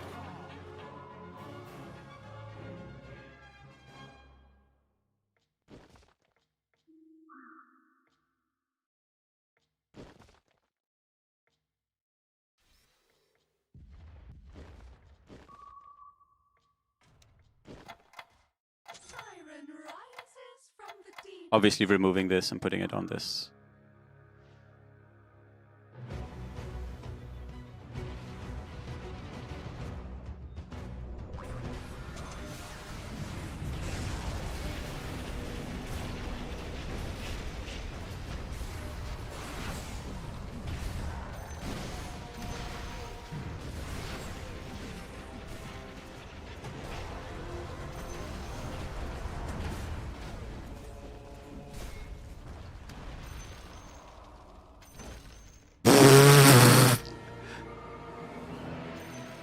I didn't think we were that strong this game.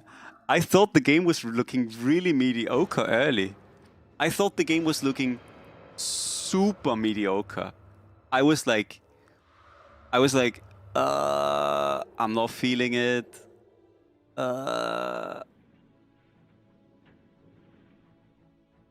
This guy actually beat us though at the end. I don't even know how this guy beat us.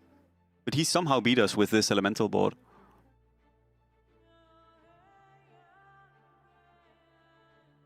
Yeah, the horn drops definitely helps so much.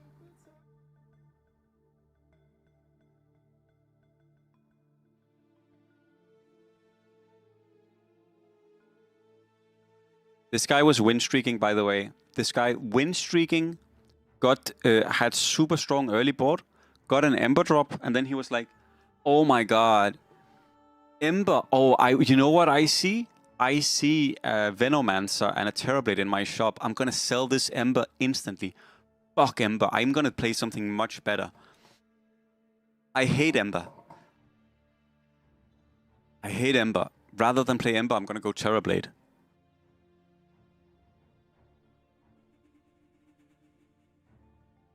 I mean, we did have a pretty good early start. We played the whack-ass Nature's Prophet board into 3 human, into random seeds. Yeah, he played something funny, this guy. I wonder if this is something he believes in.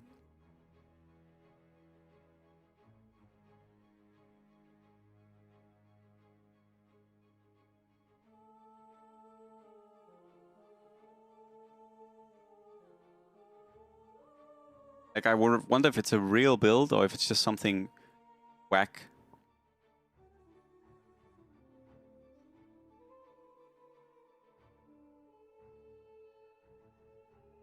Yeah, I mean, we had insane rolls. This is some of the better rolls I've ever had. Because I just rolled randomly for like units I could use. For example, think about the fact that we never saw an Arc Warden. And I'm not saying that to make it sound like I was unlucky. We never saw an Arc Warden, but we actually found almost every other unit upgraded just by finding 3 of them in the shop, which is crazy. Crazy. We also got good units to upgrade, right? Like the Invoker, obviously insanely good. The Techies is insanely good. The Primal is insanely good. The Sven is insanely good. Then we didn't have Oracle upgraded, but we didn't have Warlock upgraded, but that's okay.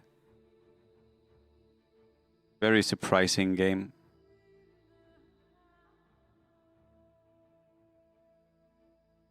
Very surprising game.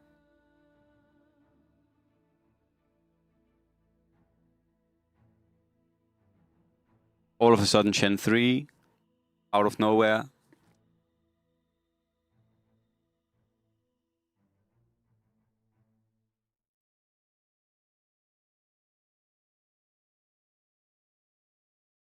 What this guy is playing actually makes sense as a build, because I guess this is basically just saying, carry me, Cass.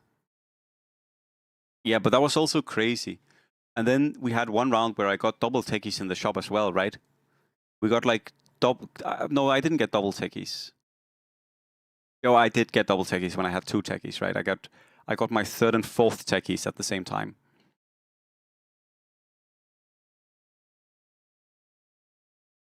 I was thinking about being a little bit greedier in the early 20s, but then, yeah, we switched. Very, very surprising game to me. I'm not even sure I would say this was... I mean, I think I played it correctly, but I don't even think it was that well played. I mean, horn drop. Obviously just was insane. Yeah.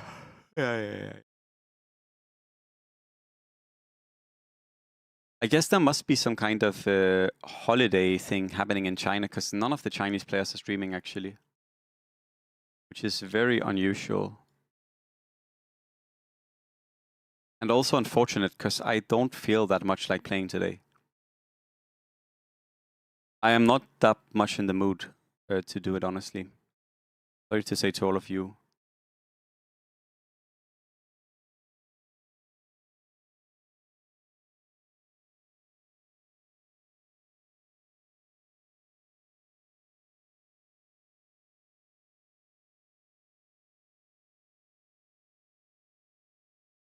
National Day. What is National Day?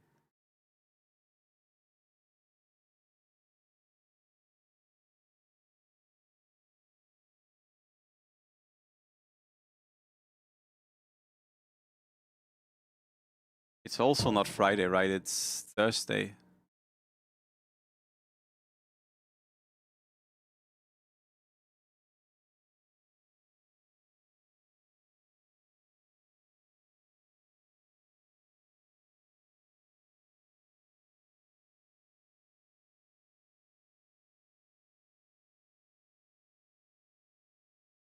Yeah, no worries. We've all been there, Jolie. We've all been there. That was a very surprising win.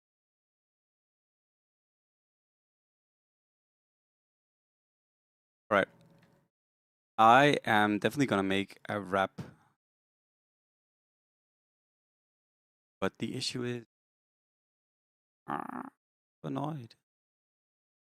1 second.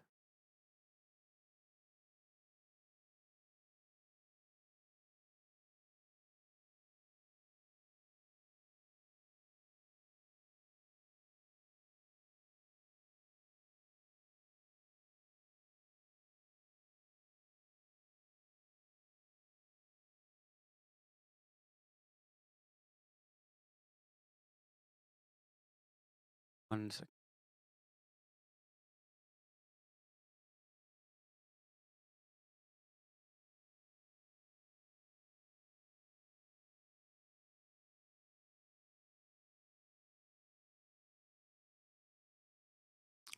The thing is, I'm just not that much in a mood to play DAC today. I honestly just wanted to talk with chat and watch some DAC together with you. Like, I'm not in a super playing mood. It's just an unfortunate day for that to be a national Chinese holiday. Because I just wanted to chill and talk with chat today, honestly. That was more my vibe.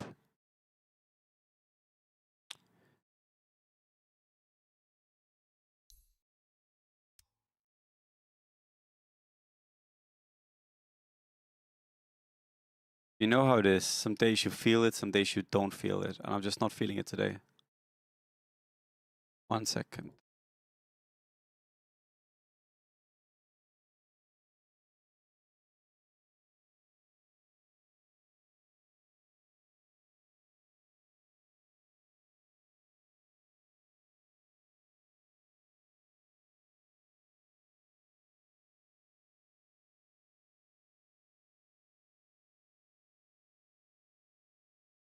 Favorite patch of all time? Question. Good question.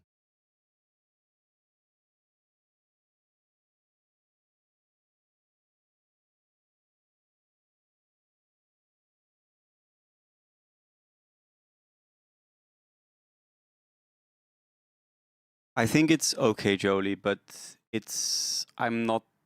feel like I haven't been managing it as well as I should. That's also why I need to go talk with my doctor so I can figure out how to get it managed better, because there are a lot of long-term issues you get if you don't manage your sugar level.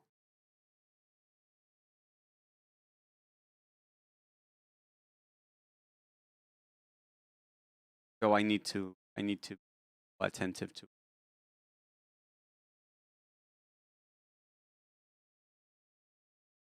Right, we might watch the first game 1870 Floor played yesterday, and I'll probably play a few more games, but yeah. I just woke up today and I could feel that I was not feeling it. And usually it's good to go with your feelings, right, and your moods. Also, I've said this before, but it probably will be a bit before we get a new patch. I don't think a new patch is close at all, because the last patch was, I mean, like 13 days ago.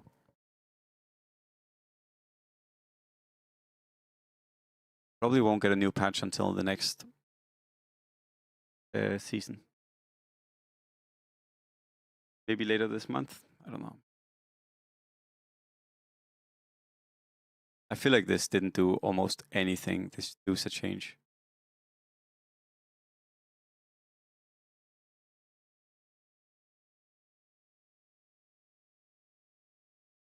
This definitely did nothing, the hunter change here.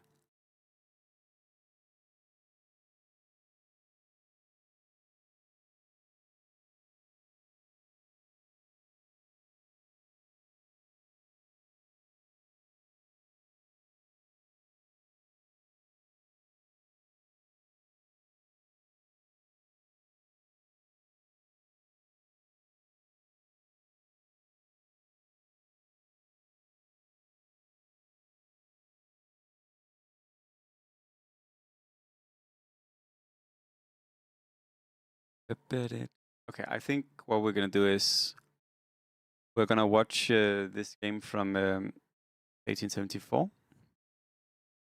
1 second. And then I'll play some more after that. I'll make my wrap. I'll eat my wrap. Then after that we will we'll play some more, I guess.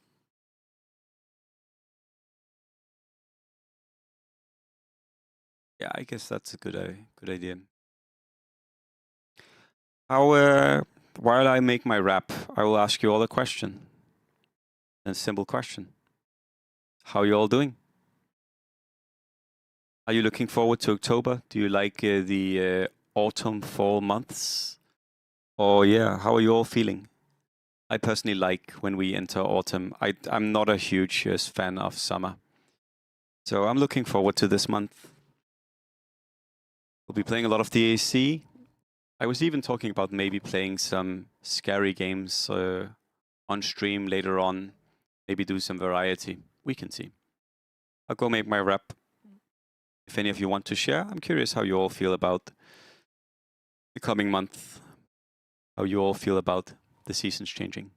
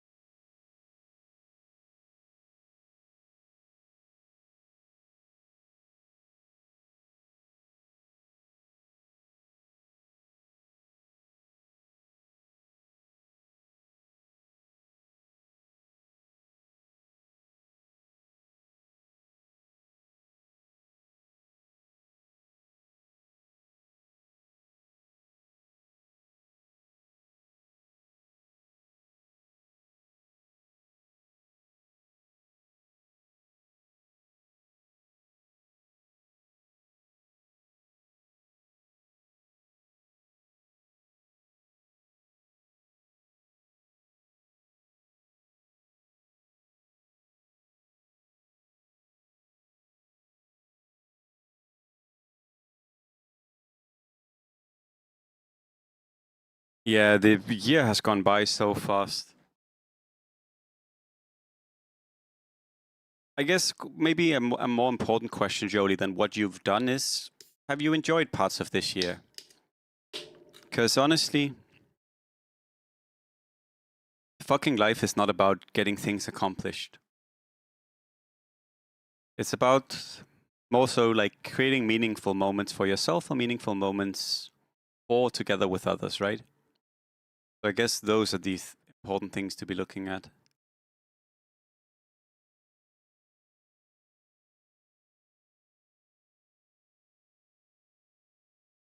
I mean, technically, I've not done a lot this year either, right? I mean, I've streamed a lot, had a lot of good fun with streaming, and also seen improvements in streaming. I'm really happy that I started multi-streaming on YouTube because there are some of you who I wouldn't have gotten to talk with, and like, it's nice to be able, like, I mean, the cool thing about streaming is basically the interactions you have with your chat, right? And the whole idea of having something together with chat. And there's been a lot of you from YouTube, which I'm really happy that like a part of everything now. So I'm happy I began doing that, but I guess I also started the book club, which I'm also really happy I did. The book club has definitely been a highlight for me for the past couple of months. Really, really been enjoying that. Really happy I decided to do that.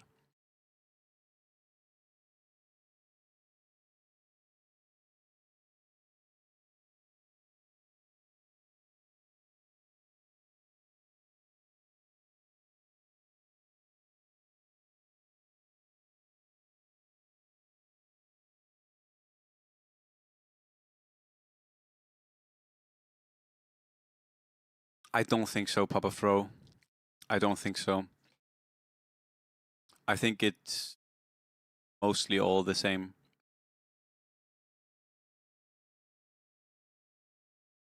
I think it's mostly the same. I also try to worry less about, not that worrying about finances is not a smart thing, but mostly I just try to think about what is like more enjoyable for the people that are here, right? That's like, if it's nicer for you to watch on YouTube, then then watching on YouTube is definitely the thing that makes the most sense for you to do. I don't know too much about how exactly. I can try and look it up, Papa Fro. I don't know exactly how it works out actually, but I can try to figure it out. I'm not sure exactly how it works with what's it called, with like ads.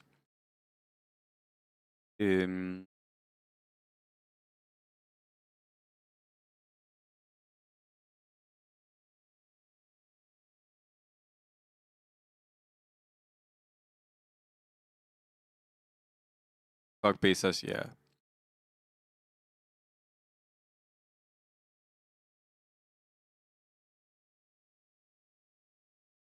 I actually feel kind of, because I have a lot of issues with Amazon and with Jeff Bezos, right? But honestly, I'm really thankful that Twitch exists. And I know the amount of ads are annoying for a lot of people on Twitch, but I mean, I find it annoying as well when I watch people that there are ads. But on the other side, it's like, well, if I'm watching someone and I'm not subbing or I'm not using Turbo, then I mean, they do need to get money somehow. Easy, Dr. Version, yeah. So I think after starting to stream, I've become. I think more of. I think less of ads now, because I realize that there's been so many streamers that I've watched where I've never subbed to their channel. I've never chatted in their channel. It's not like I've gifted anything, or like it's not like I've done anything for them. And the only, like, like, not that I'm only happy to have people here to earn money. That's not the point. But the point is that the only way I actually ended up supporting these streamers was with like ad views. Like, and in the end, you can stream because you like. You probably stream because you want to stream, but you also need to be able to pay your bills, right? Yeah, no, I get it. I get it, Papa Pro. I get it. I get it. I think I hope it didn't sound like I was trying to like impact your views or anything. It was just I was just trying to share how my own views have definitely changed. I guess I also realize now that while there is like it's a nice idea that you can like, oh, you can just play games and that's your job. Streaming is definitely a lot more than that.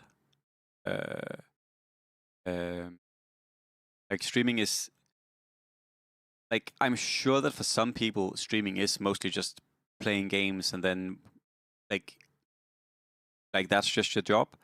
But I would say it ends up being a lot more. Because it's a lot about so much about like having your community and how you talk with people, and yeah.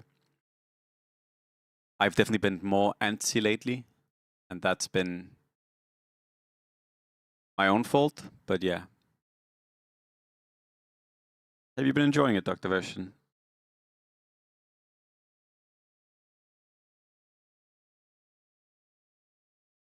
Yeah, but streaming is it's a lot of energy you spend. I think what people don't realize about streaming is that streaming is a room that's created by the streamer, right? Like the room that exists while a stream is going on is created by the streamer. And of course, it's also created by the chat. Also created by the chat, of course. And the reason I'm saying this is because some of the energy, like I also get energy from you guys. Of course I do. But the energy you get from me, it's not an equal exchange. Like I give more energy than I get. And of course that's how it works. I am the facilitator of the room. But it's definitely something it's something I was not as much aware of before I began streaming. And I don't think I understood it to the degree I do now. I definitely didn't. I hope it doesn't sound like I'm not appreciative of deciding to stream. It's just something you learn while you do it, that it takes a lot.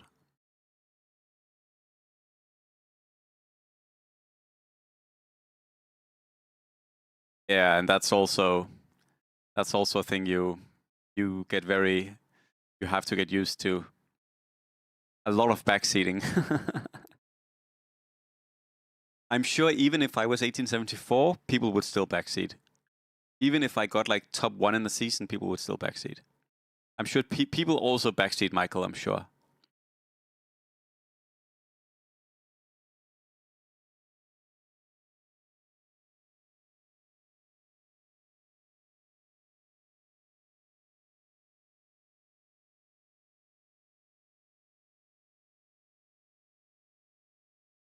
Dumpster noob, true.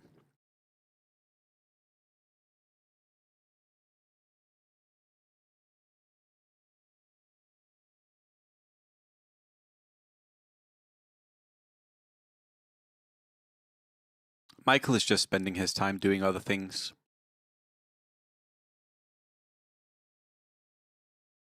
You also have to remember that for Michael, streaming is a very different thing than what it is for me. Streaming is my vocation, right? I think for Michael, it's more so just a thing he does. Or not think. For Michael, it is more so just a thing he does. I think also because I think a reason for that is also that Michael is more realistic than I am. Like, I think to stream you have to be kind of delusional the way I am and believe in it.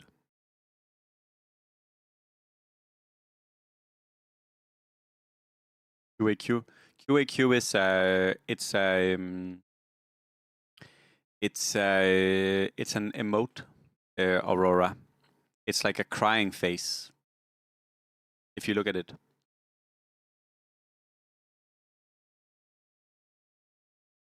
You see, it's like two crying eyes and then like a nose or a mouth. Hello, Dodger. Your gameplay is much more on point. Thank you, Chair. But yeah, I mean, Michael seems to be doing well. He seems to be doing running and hanging out with people, which I think is really, really healthy. We asked some of the Chinese players Aurora about it. We asked some of the Chinese players about it, and they told us. That's the only reason I know.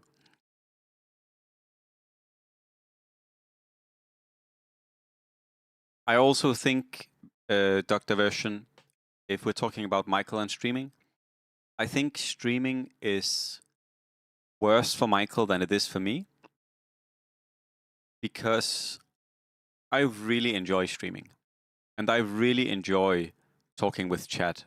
I enjoy talking with chat much more than I enjoy playing DAC, if that makes sense. Like, talking with chat, and like that's definitely the best part of streaming. And Michael doesn't really have that. Not because he couldn't do it, but it's not why he streams, and it's also not how his stream kind of works. So I think this social interaction of streaming, he mostly only has if he's doing things with me. I mean, I know he talks with streams sometimes, and I know he writes in chat. Like, I'm not saying he doesn't do anything. It's not the point. The point is just that I think overall, it is less. Like, I think I am more fortunate there, and it gives me more of the social input that you can sometimes be lacking in your life. Yeah, he has definitely been going on some crazy things lately, Papa Fro. Strongest European player would be. It would be like Dark, Classico, Michael, probably.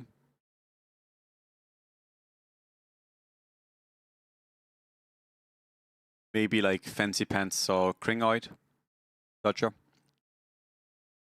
But I think Dark, Classico, Michael, Fancy Pants, Kringoids, in no specific order. And on the Chinese side, it is 1874 is the undisputed top 1. And then top 2 to 5 to 6 to 7 would be like Mo Xiaomo, Lin Huge, Shen Shang, Hailu, SSS, in also no specific order. Probably Shen Shang and Tailu as number 2 and number 3. But it's hard because Mo Xiaomo, SSS, like there are so many good Chinese players. There's so many good Chinese players. 1874, undisputed top player. Not even close.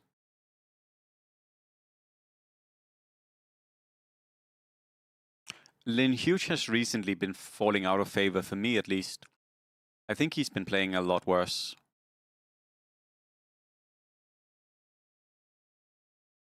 I'm happy to hear that, Dr. Ashen. I mean, I've never been an active chatter myself. I probably have like almost no, like I have almost never chatted in any chats, but I've tried to be a lot more active since I've started streaming myself.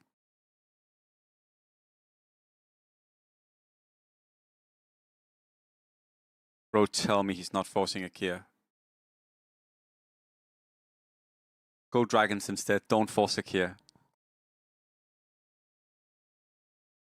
What is wrong with them? Why do they choose to do this all the time?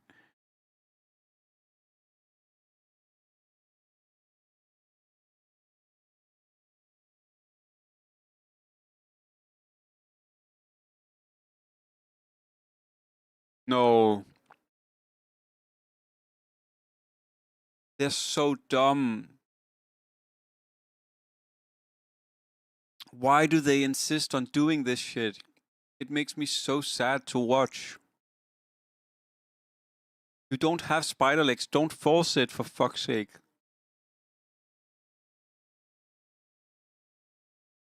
It's so insane. Why do they all why have they begun doing this? It's like they just unreasonably force a key in positions where they don't need to force it. Like, do something different. Why? Oh my god.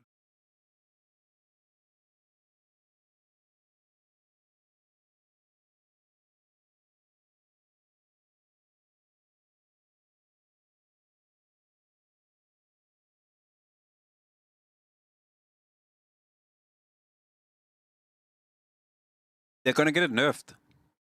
They're gonna get a key nerfed. Why would they do this to me? Why would they get a key nerfed?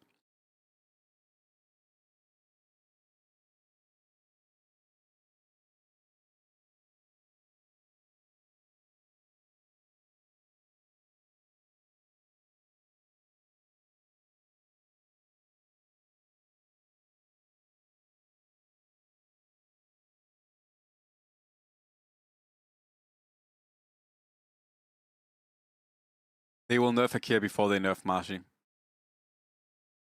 100%. You know what? They're probably gonna nerf Akira, and we're all gonna be like, no, and then they're gonna not nerf Marci. I wouldn't mind a Broodmother nerf, honestly. Broodmother nerf would be fine with me.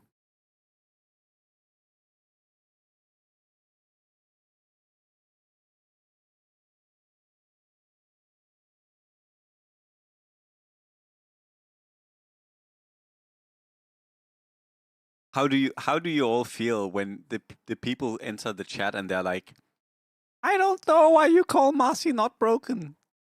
I swear, some of the whenever someone enters chat and they talk like they are like, no, Marci is not broken. I'm like, deep breaths, Oliver. Deep breaths. Take it easy. Take it easy.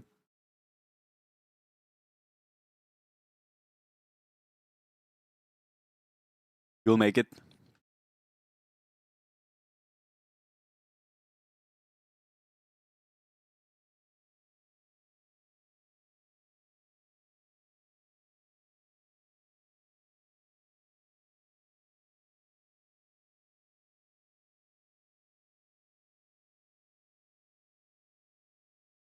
So one thing I want to tell you all.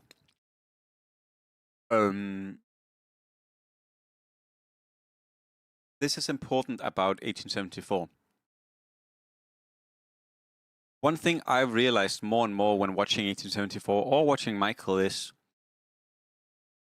you honestly learn very little from watching these guys, I think, because the reason they can do a lot of what they do is because their baseline and their basic abilities in the game are so good that they can do dumb shit sometimes.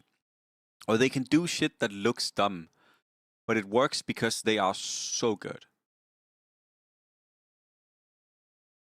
They also don't explain shit. That is also true, but it's like it specifically works. I think I could be wrong, but I think it specifically works because they are so good and their baseline, like for the things they do, are so insanely good. And I would not encourage people to try and replicate these things because I don't think it's commonly that doable. It's doable for them, but that's because they're insane.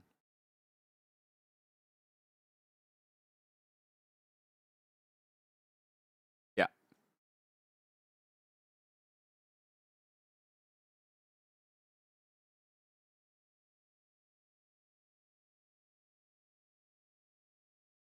Well, Keel, whenever I make a statement that is, you should generally don't do this, it doesn't apply to you, Keel. Because you can do anything. No one can stop you, and no one would want to stop you, and no one should try to stop you. It's impossible. Wait, Kiel, are you telling me that I'm wrong here?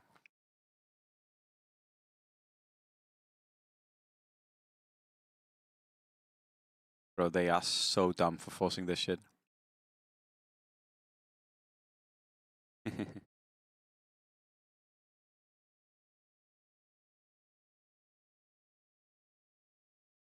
Doesn't have a ban.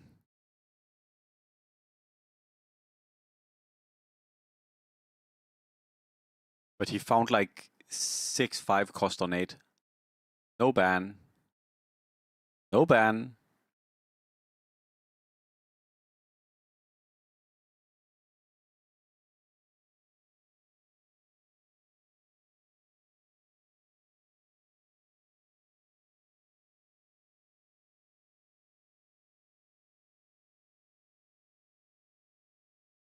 Yeah.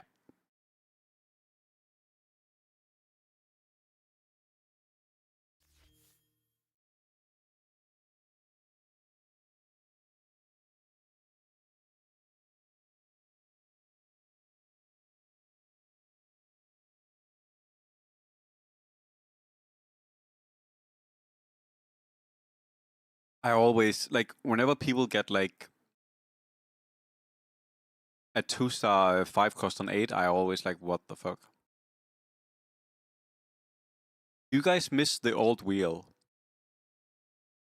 Like, think about how stupid wheel was. Like, just for a moment, think about how insanely stupid wheel was. Wheel was so dumb. What a crazy idea.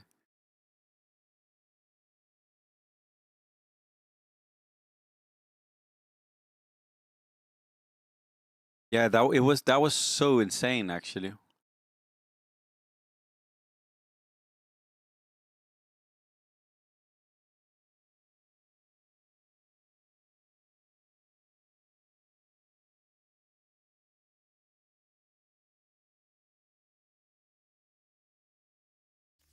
Yeah, I miss card as well.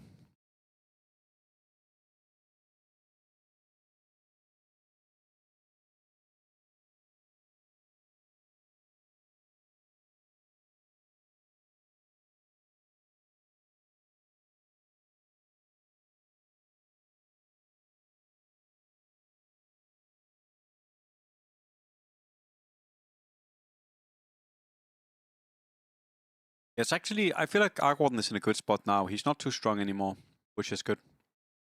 They nerfed him well.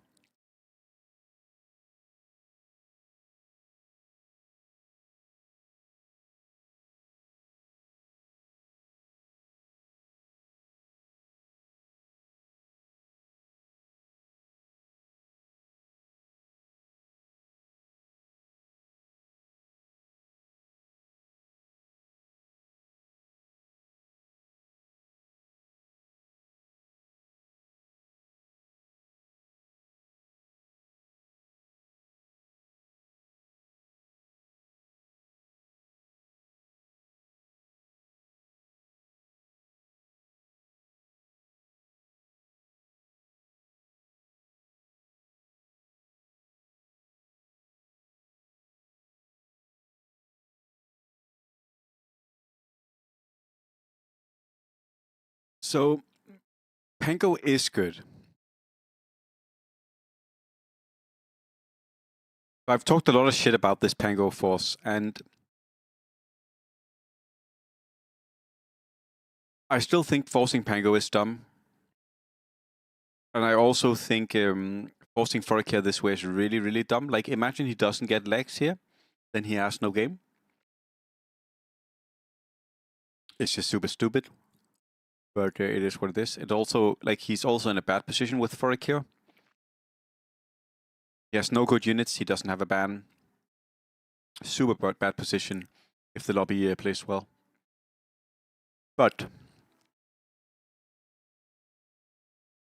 why Pango? Well, when you play Foricare, what you want is a unit that can help you kill the board, right? Because in the end, Forakir, I mean, Forakir can also kill the board with like,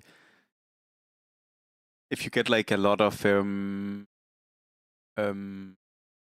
like if you get a lot of what's it called, like a lot of Night Brood spawns or like a lot of Venomancer Sand Kings, right? Yeah, they can kill the board. But mostly what a key really does is it gives you space. It gives you time, right? It gives time to the alchemist, and then the alchemist just kills everyone. Mostly, that's what Forakir really does. And the idea is that Pango is really, really, really good with space. And he can do, with control, he can actually do a lot of damage. He also adds 1 beast to the board, or like 2 beasts, because he gives the beast synergy with Venomancer, which is quite good, for sure.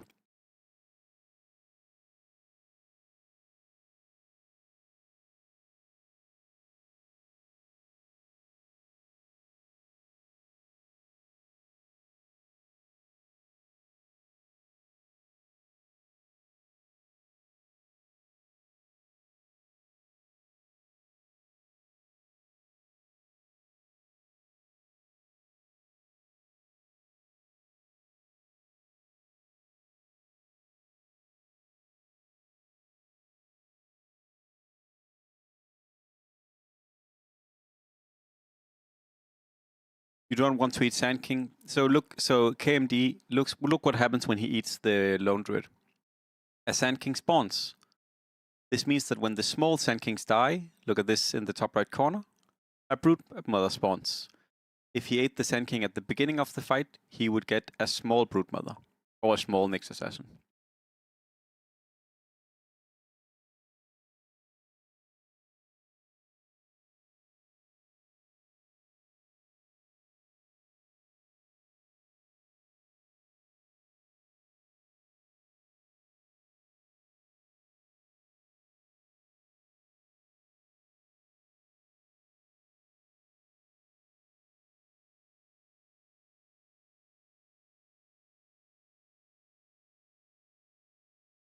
Because of the delay? Not about any delay.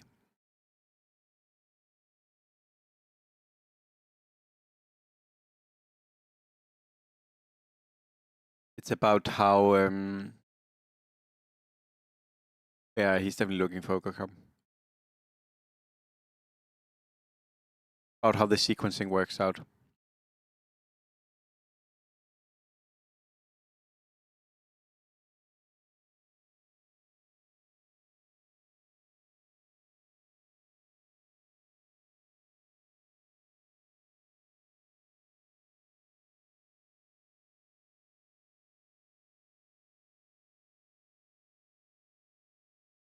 That is true. But I mean, it's a 50-50. 50% of the time you get 2 super good seeds. The other 50% you have, like, and it's not really a difference, right? Because if you eat the Sand King now, like if you eat Sand King 1 now, you get a stronger alchemist, but you don't care about the alchemist that much. He's pretty fucking weak anyways. Right? And like you get a Broodmother 1 on next one. No one cares about Broodmother 1 on next one. Yeah.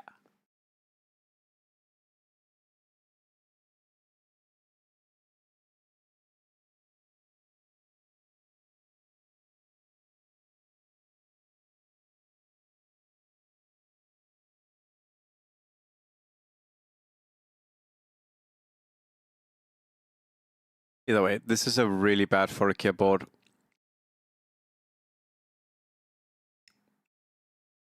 If he's beating people with this, then it's because the lobby is playing really bad as well.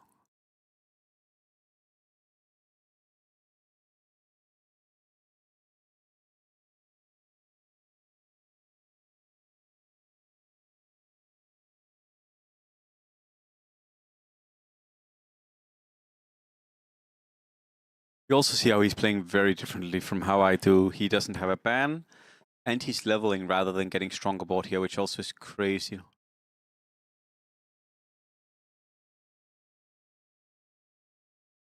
So this is where Syllable, I think they play the board wrong. This is something they do in China sometimes. They're like, no, I'm gonna go for levels. And if you ask me, this is so stupid. Because if you push here and roll units, you kill half of the lobby. You get so much stronger. You end up lifestealing so much HP that you gain so much time. Beat all of this. I never do cheap ban in this. You always ban humans.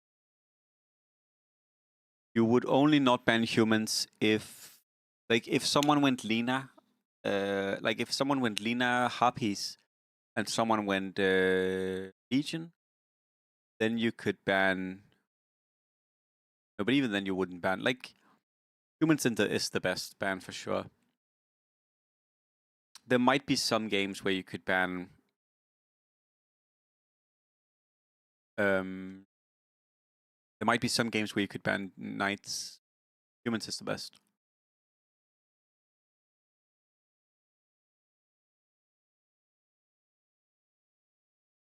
You cannot get Nyx. It depends on which level you are eating Nyx. Sorry. Yeah, if you get key, you can ban warriors or sins.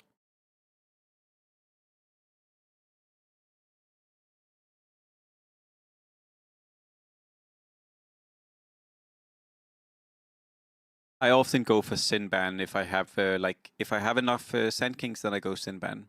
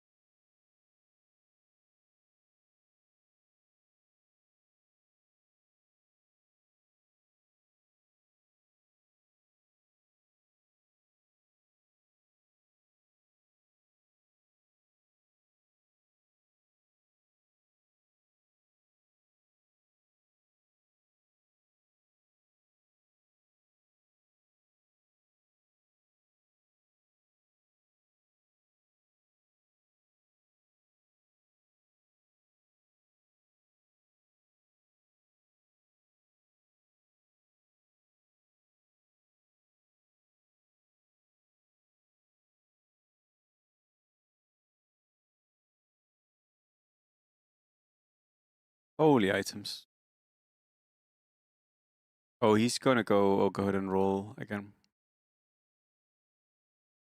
Wait. What?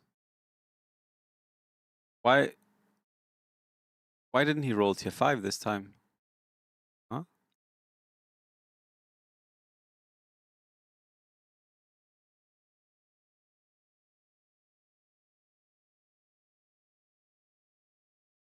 So what makes the most sense here is to switch to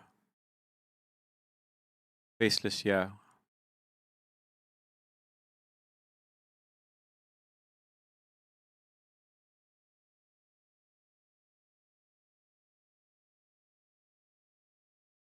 Because he does have really good items for faceless. I guess that might be why he didn't roll tier 5. Because he knew he wanted to go faceless, maybe.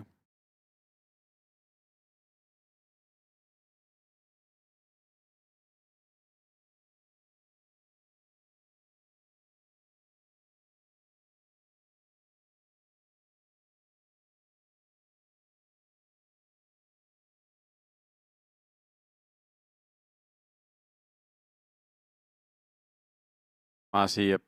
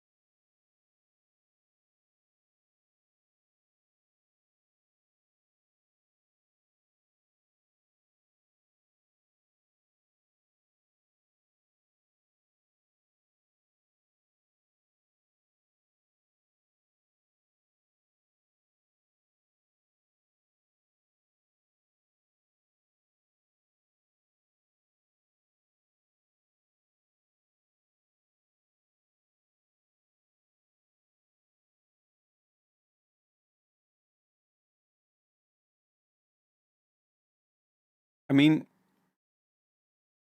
you all know he's just playing it bad.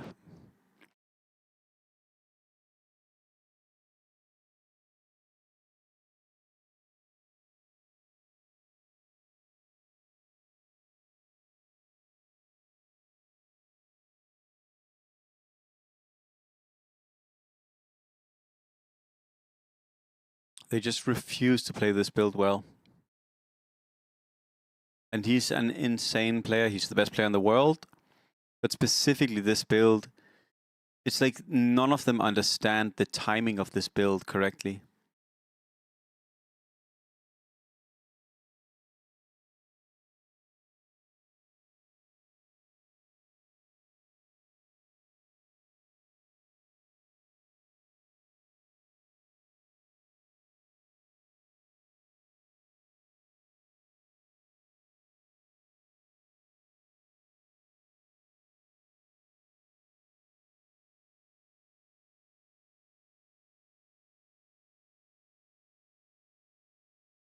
Oh, Mega Druid. Yeah.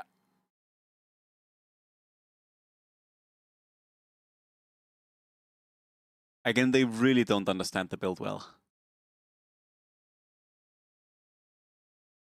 And yeah, they do this. I think switching out of Forakia is really smart, and I think this is something they do really well. But the whole Akia play is not something they do well. But yeah, it is what it is.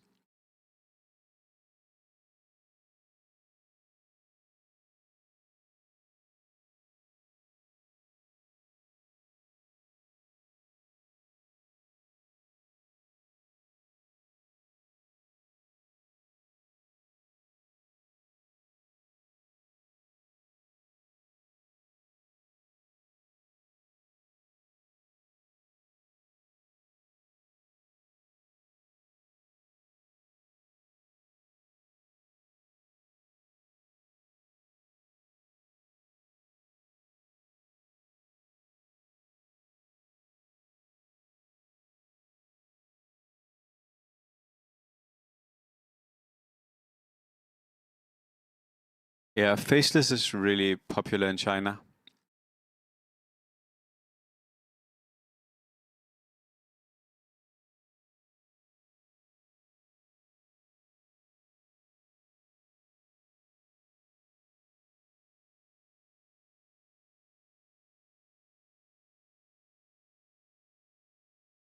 Okay, he's giving up on the Omega Druid.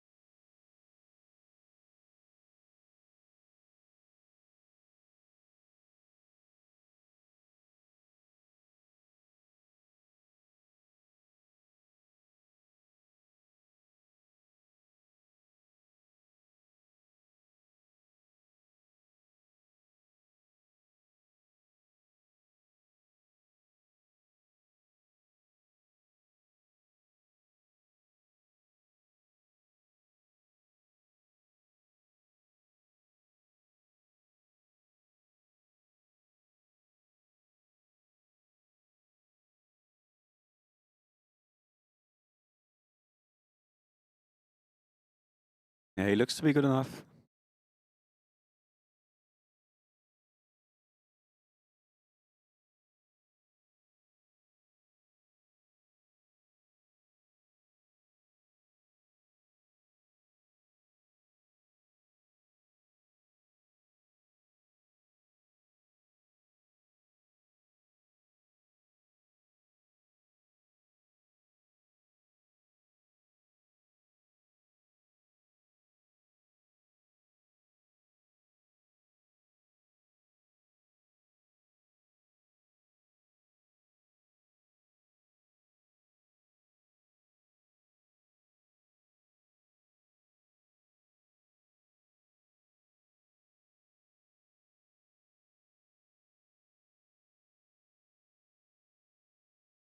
Did he just kill himself on Nyx? The Legion?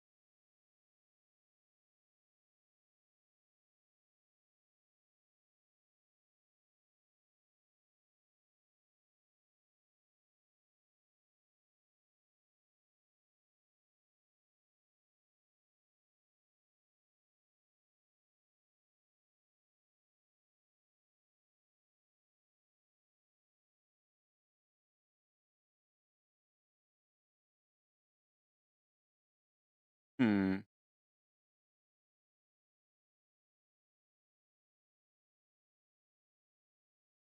Looked like his opponents were just AFK.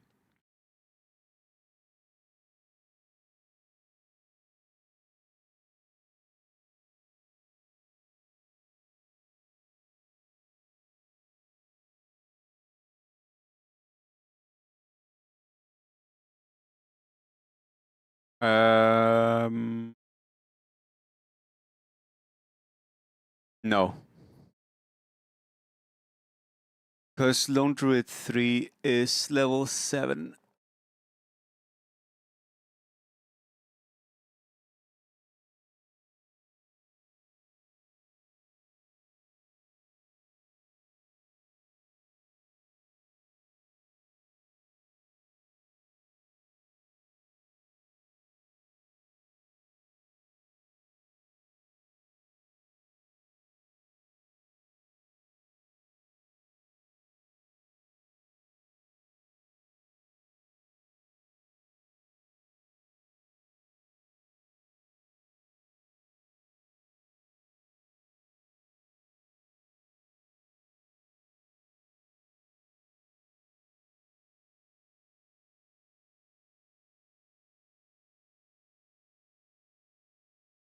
Yes.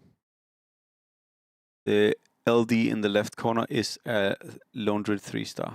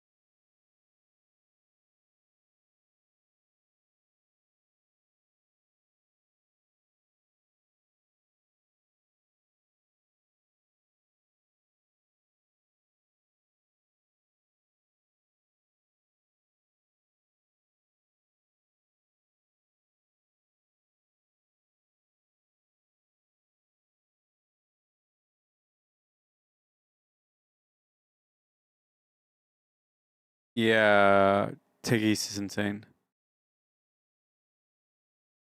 Oh, impossible to win. Oh, wait. Could have easily won.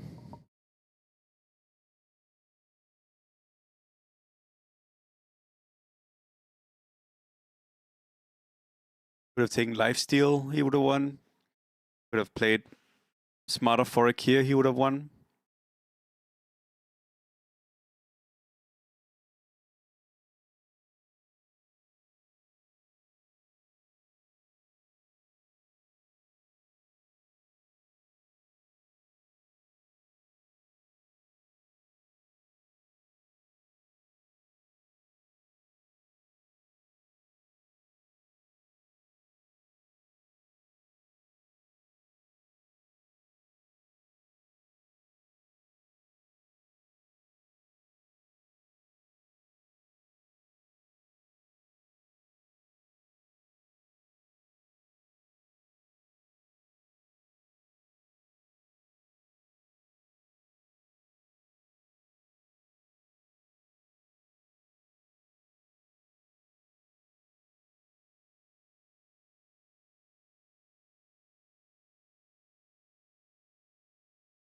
Because they are not playing today.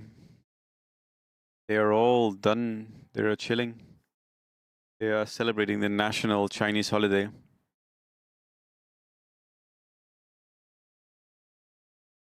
But maybe that'll just be that, honestly.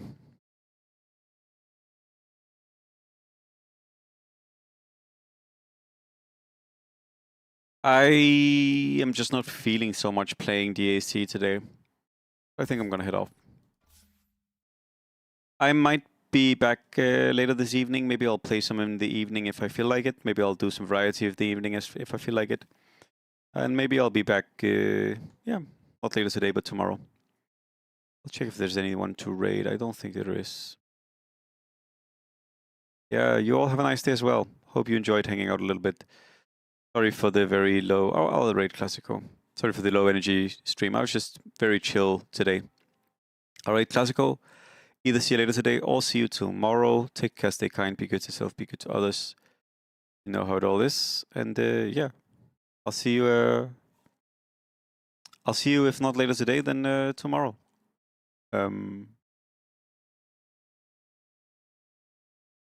Yeah, I'm not sure. They are also allowed to chill. I'll see you. Hey guys.